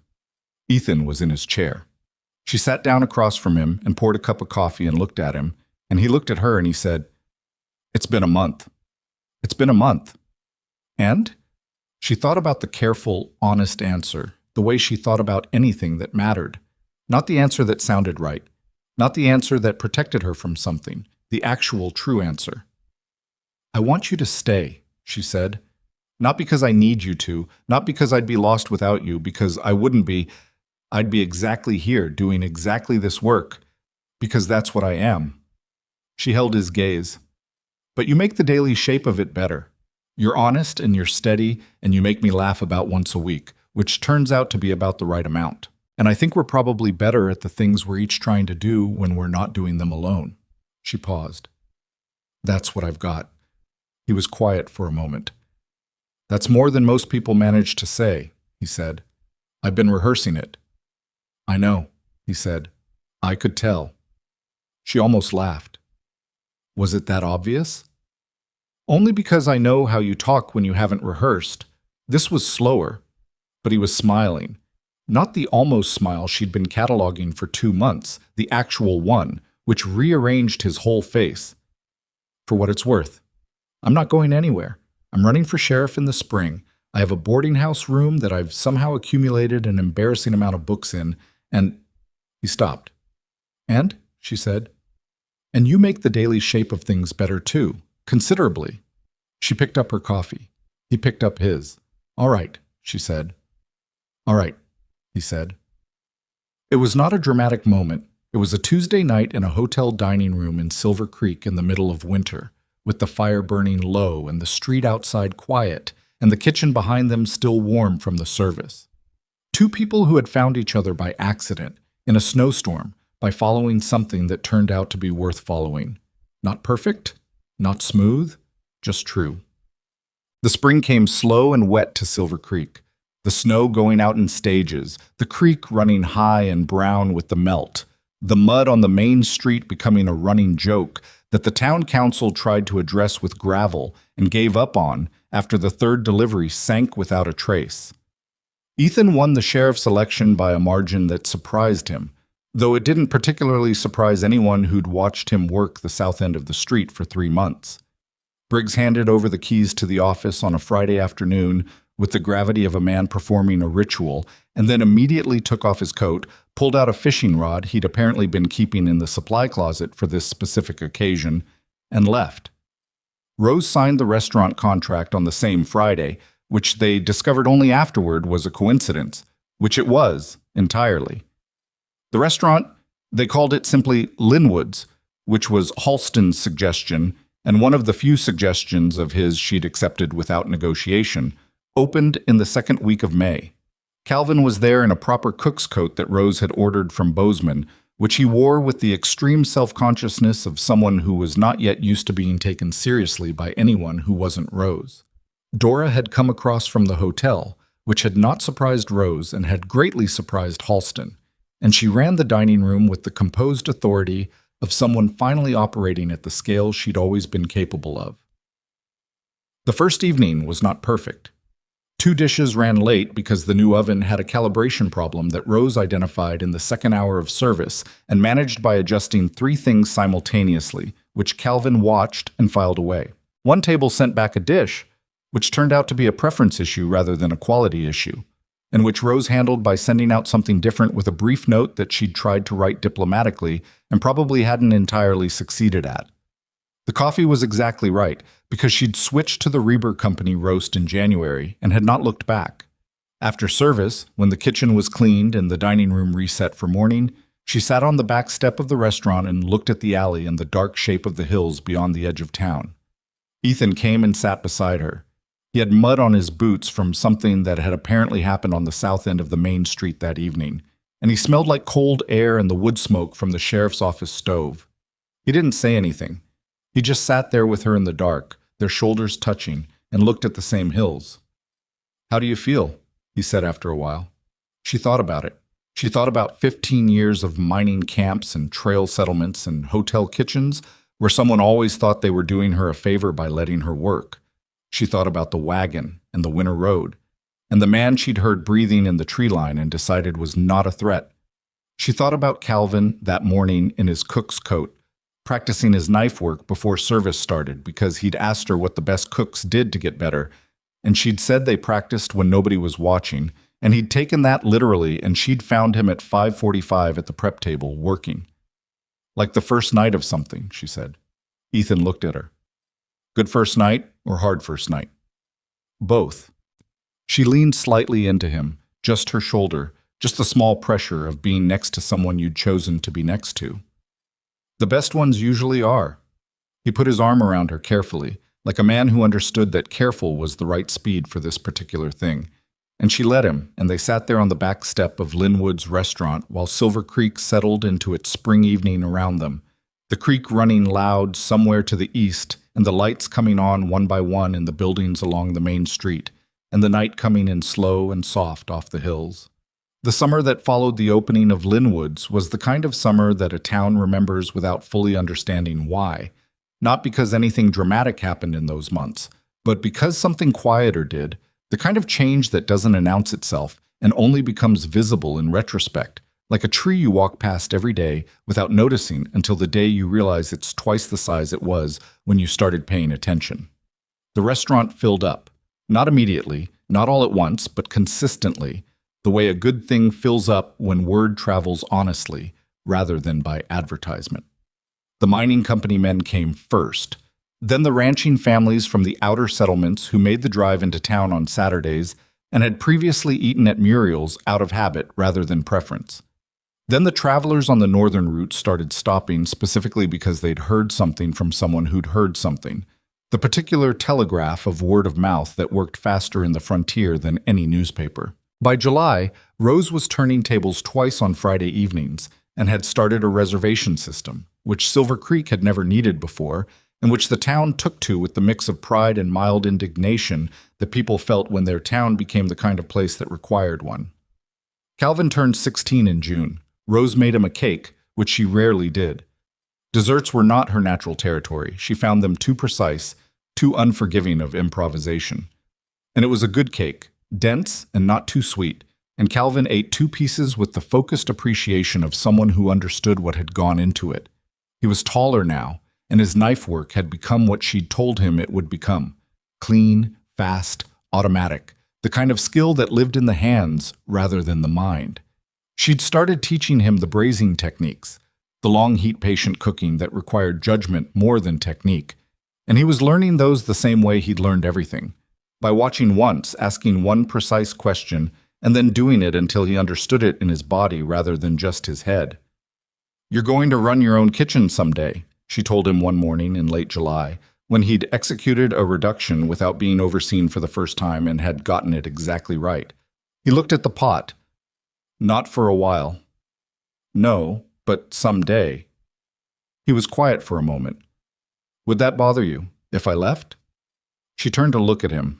He was trying to keep his face neutral and not entirely succeeding, and she thought about all the kitchens she'd left over the years, the women who'd taught her what they knew because they were decent people, and whether any of them had felt what she felt right now, which was proud and preemptively bereft, and also entirely clear that the right answer was the right answer. "That's what good teaching is supposed to produce," she said. "Someone who doesn't need you anymore." He nodded. He turned back to the range. She could tell he wasn't done with the feeling, just done with the conversation for now, which was fine. Some things needed time to settle before they could be spoken clearly.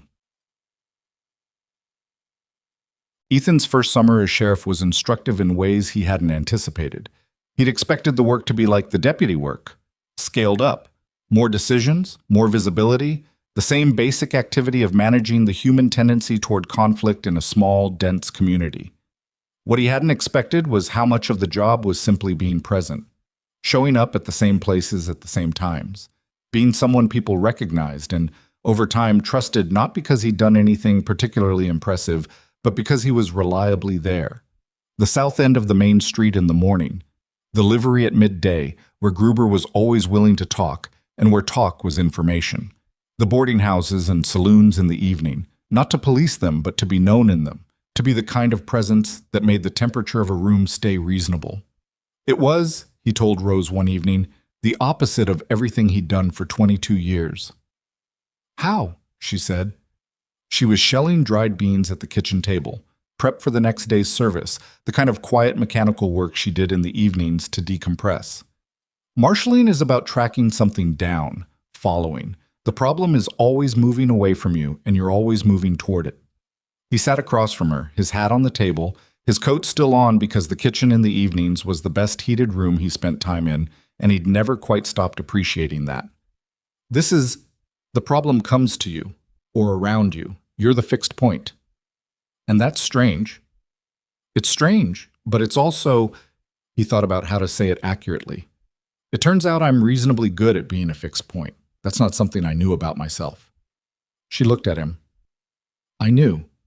You did not know that after 1 cup of broth in a snowstorm.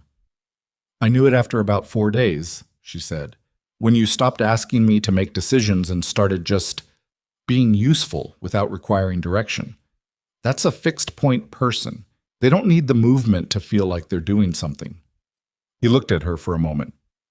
You figured that out in 4 days. I pay attention. I told you. He picked up one of the beans and turned it in his fingers. Outside, the summer dark was settled fully over Silver Creek, the creek running quieter now than in the spring melt, a sound like something breathing slowly. The Henderson boy, he said. It was a shift in subject, but not really. He came into the office today. She kept shelling. What did he want? His father's been having trouble with the Coleburn ranch on the eastern boundary. Boundary dispute, same one I sorted out in the snow in March. It's come back. He paused. Old man Henderson is 63 and the Coleburn family has a lawyer from Bozeman and 3 sons who are not interested in a fair resolution. The Henderson boy is 19. He came in because he didn't know what else to do. What did you tell him? I told him to come back Thursday with every document his father has on the property, the original purchase record, any survey markers, any correspondence.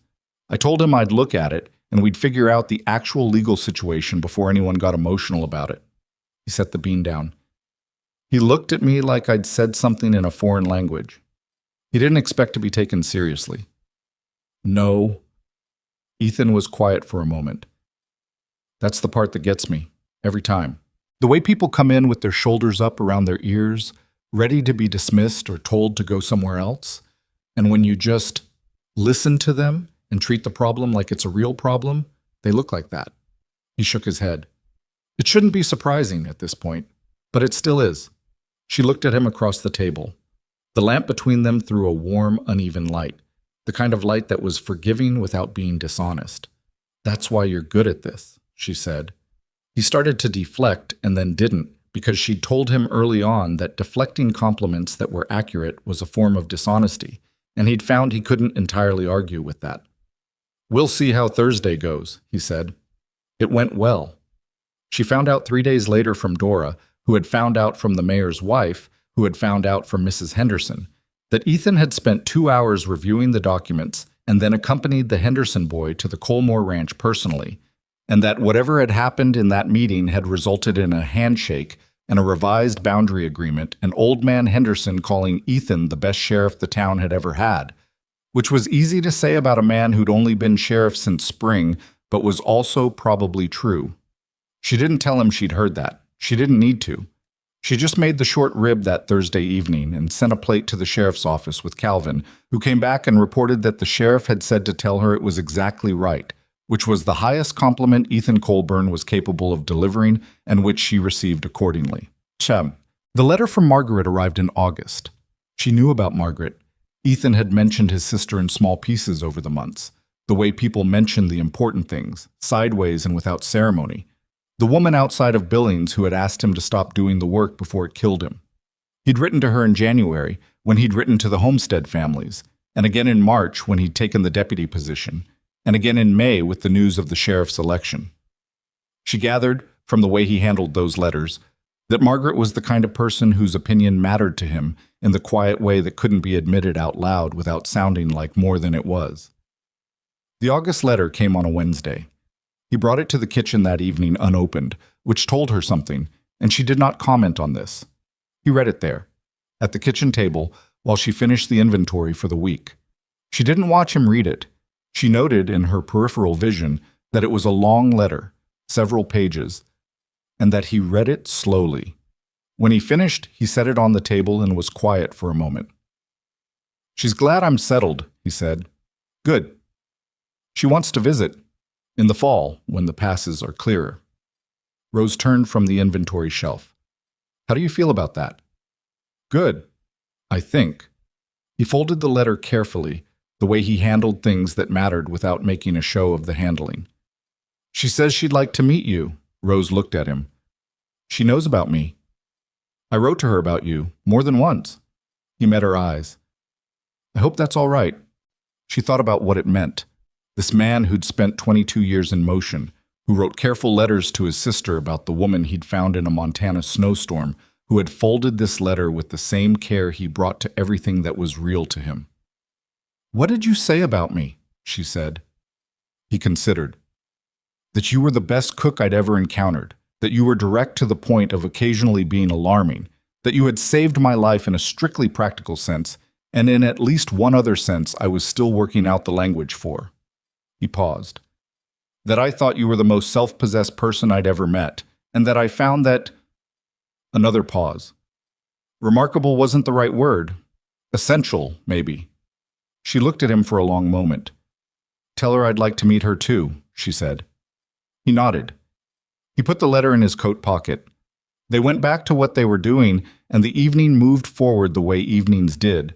And later, walking back to the boarding house through the warm August dark, Ethan thought about essential and decided it was still the right word, and the rightness of it settled in him like something that had always been there and had just found its name.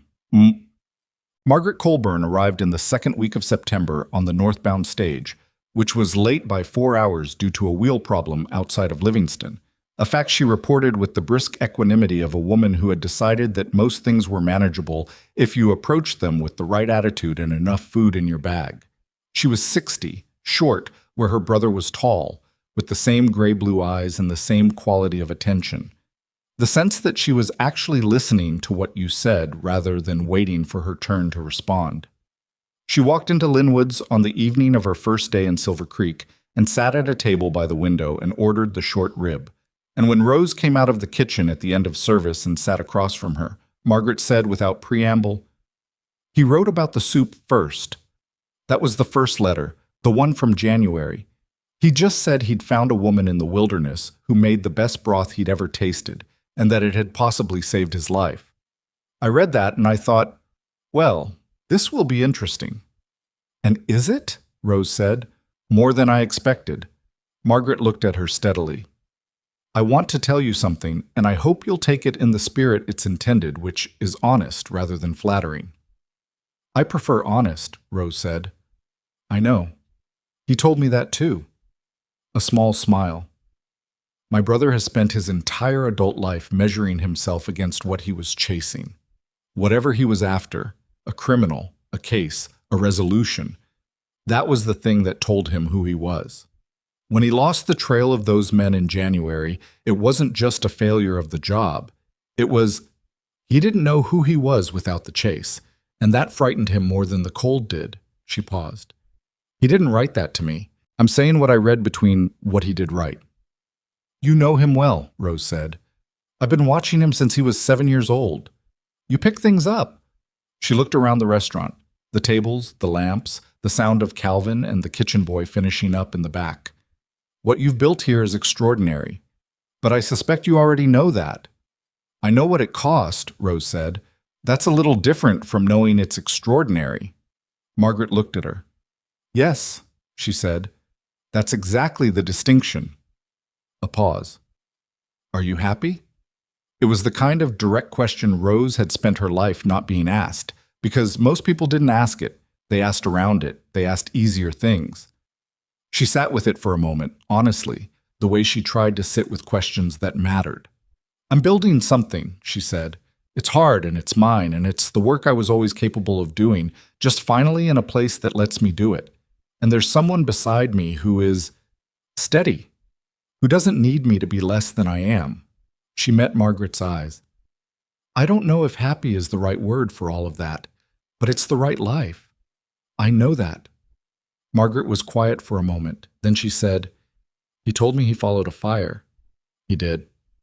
That was always Ethan, even as a boy. He'd follow the light even when he didn't know what it was. She picked up her coffee. I'm glad he followed that one. Rose looked out the window at the September evening, the main street of Silver Creek going about its business, a couple of horses at the rail in front of the dry goods store, a man she recognized as one of the mining company men tipping his hat to a woman on the boardwalk across the street, the ordinary motion of a town that had become, somewhere in the last 8 months, a place she knew in the specific and irreplaceable way you know a place that is yours. She thought about the ridge, the snow and the dark, and the smell of a fire coming through the trees, and a man following it on feet he couldn't feel anymore, toward a woman who had her hand on a shotgun until she heard his breathing and made her calculation. The things that hinge. The things you can't know will hinge until they have, and then you can't imagine them not having. So am I, she said. October came in dry and gold, the aspens on the hills going all at once the way they did in a dry fall, the whole ridge above town burning in yellow and amber for about 2 weeks before the first cold front knocked it down. Rose stood at the back window of the restaurant kitchen one morning in that yellow stretch and looked at the hills and thought about the woman who had driven a wagon across Montana alone in January with her knives and her provisions and her particular determination, and felt not nostalgia exactly, more like recognition. The way you recognize yourself in an old photograph. Not who you are, but who you were and what it cost to get from there to here. The restaurant had been open 5 months. The reservation book for November was already half full. The mayor had spoken to Halston about commissioning a piece in the territorial newspaper, a proper piece, not an advertisement, journalism, about Linwood's and what it represented for the town. Rose had been resistant to this until Dora had pointed out that the piece would be less about Rose specifically and more about Silver Creek, which was a distinction that mattered for a woman who had spent her career being treated as a curiosity rather than a professional. Let them write about the food, Dora had said, with the practicality that made her invaluable. The food is what matters. You don't have to be the subject of it. The food is always what matters, Rose said.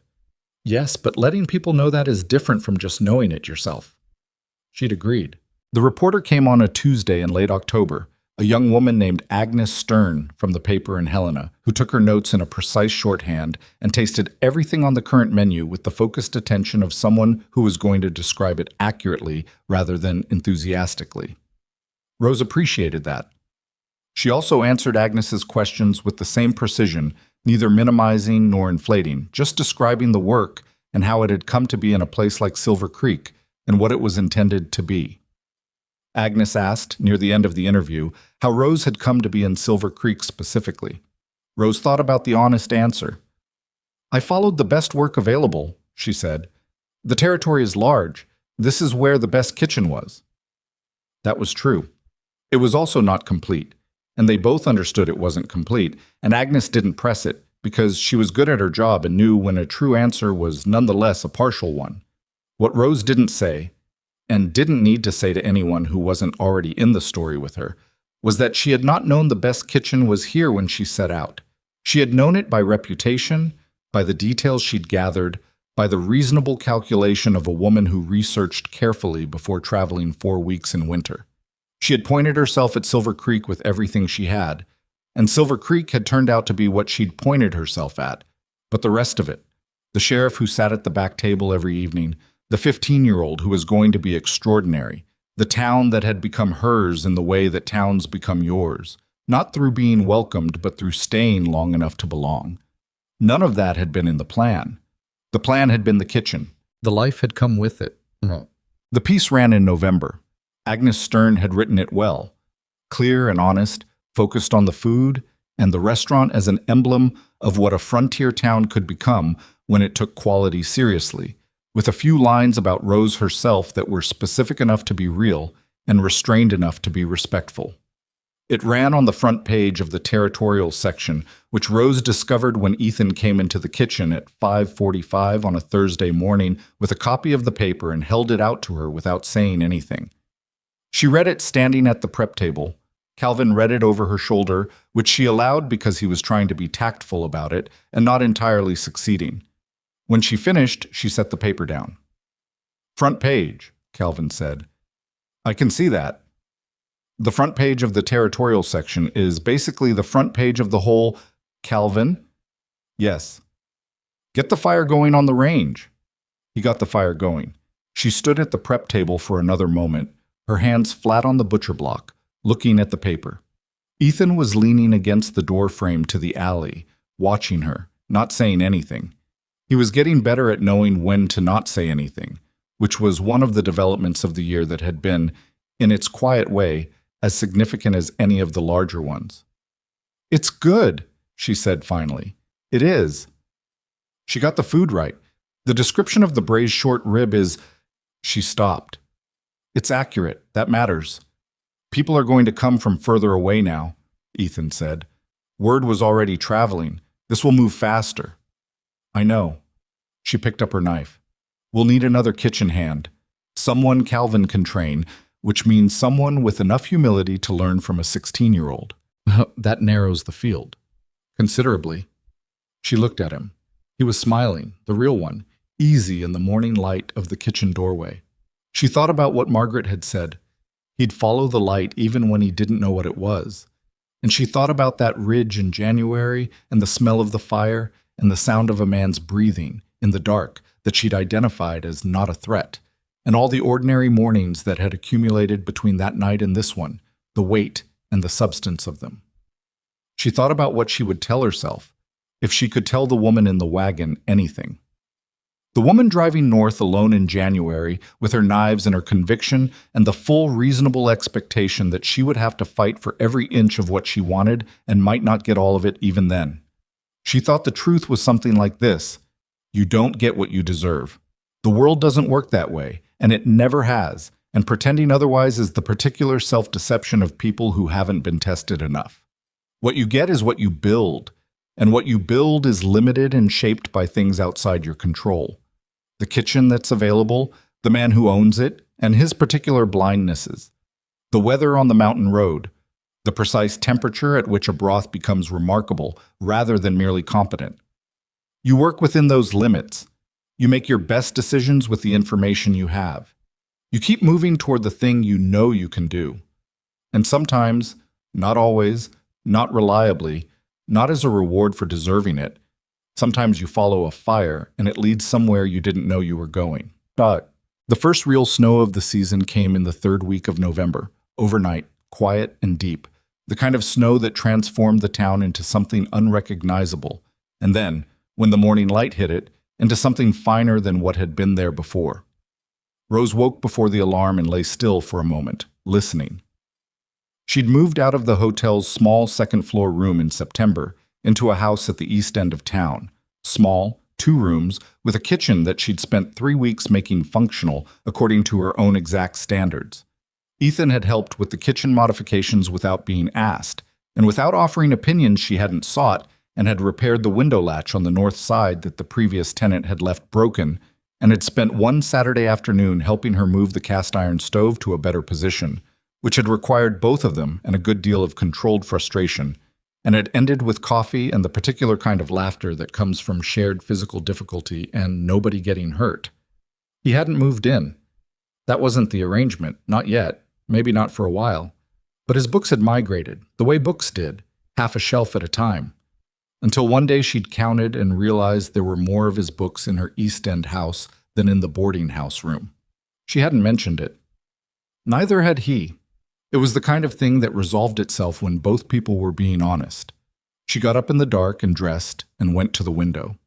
The snow was deep and still falling, the street below unmarked, the rooftops of Silver Creek under their white weight, the hills beyond invisible behind the cloud. It looked like January. It looked almost like the ridge above the clearing where she'd sat by her fire with the harness strap in her hands, listening to a sound in the trees and deciding it wasn't a threat. She stood at the window for a while, not thinking, exactly, just looking at the snow. There was a knock at the door. She opened it. Ethan was on the step, snow on his hat and his shoulders, holding 2 cups of coffee that he'd brought from somewhere. The boarding house, probably, or Muriel's, which opened early for the mining shift workers. "I saw your light," he said. "You were up early." "I'm always up early now. Occupational." He held out a cup. "The Henderson boundary case resolved. The judge in Helena sent his ruling by telegraph last night. Henderson family keeps the original line." She took the cup. "Good. 19 years it had been wrong. Colmore family just assumed they were right because nobody pushed back effectively." He stepped up onto the low porch out of the direct snow. "The Henderson boy came to the office at 7 o'clock this morning, in the snow. He just wanted me to know he'd heard." She looked at him. He was trying to sound matter-of-fact about it and not entirely succeeding, which was something she'd noticed about him. That the things that moved him most were the ones he reported most casually, as if the understatement was a way of protecting them from being diminished by overstatement. 19 years, she said. Sometimes it takes that long for someone to push back. She thought about that. She thought about 15 years in kitchens that didn't deserve her, and one winter road, and a town that had turned out to be worth arriving at. "Come in," she said. "I have to be at the restaurant by 6, but there's time." He came in out of the snow. She closed the door behind him. The kitchen was warm from the overnight banked fire, and she added wood while he sat at the table with his coffee, and the snow came down outside the north window in the particular heavy silence of a serious November storm, and the morning built itself quietly around them the way good mornings did. Not announced, not dramatic, just present and accumulating, each small ordinary moment adding its weight to the whole until the whole was something substantial enough to stand on. That was what she would have told the woman in the wagon, if she could have. Not that it gets easier, because it doesn't. Not really. The work is always work. The proving is never entirely done. The world has a long memory for what it's decided about you, and a short one for the evidence that contradicts it. Not that she would find a place that welcomed her, because welcome was never the point. She had never needed to be welcomed. She had needed to find a kitchen worthy of what she could do in it, and she had driven 4 weeks through winter to get to it, and she had gotten there, and then she had built the rest. That was the truth she knew now that she hadn't known then. The thing 15 years of hard work had been assembling without her full understanding until she was standing in it. Belonging is not a thing that gets handed to you. It is not a door that opens because you knocked correctly, or proved yourself sufficiently, or satisfied whatever standard the world had set up in advance.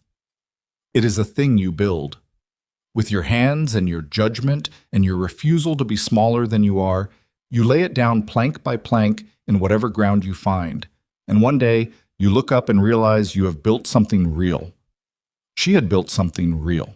Ethan sat at her kitchen table in a town he'd arrived at by following a fire, drinking his coffee in the quiet of a snowing morning, and later he would walk the main street of Silver Creek in the snow the way he walked it every morning, and the people there would recognize him as the man who kept the temperature of their small community reasonable, and that would be enough and more than enough.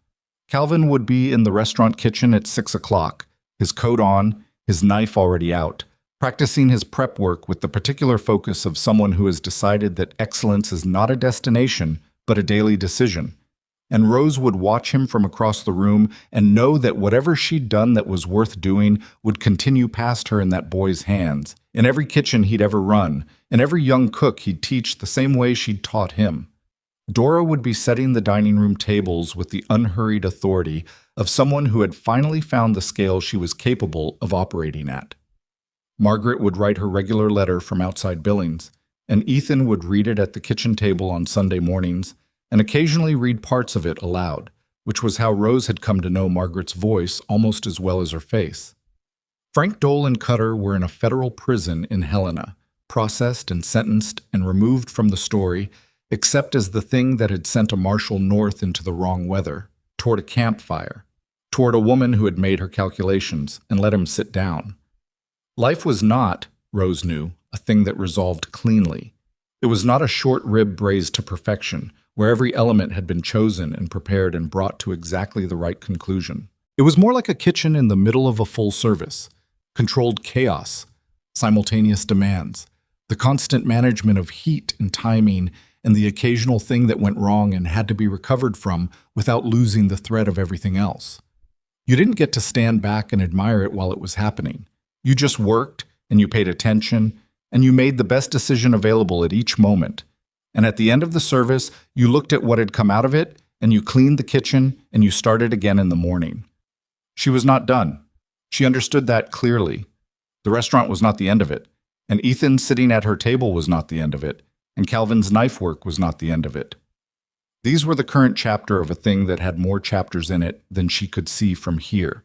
But it was enough. It was, for the first time in her life, genuinely enough. Outside the north window, the snow came down over Silver Creek in the particular unhurried way of a storm that had nowhere else to be, and the town took it the way the town took everything, which was with the stubborn continuity of people who had built their lives in hard country and understood that the weather was not personal. She put her cup on the table and sat across from Ethan. He looked at her across the table. "Ready?" he said. It was a small question. It meant the morning, the walk to the restaurant, the 6 o'clock start, the service ahead. "Yes," she said, and she was.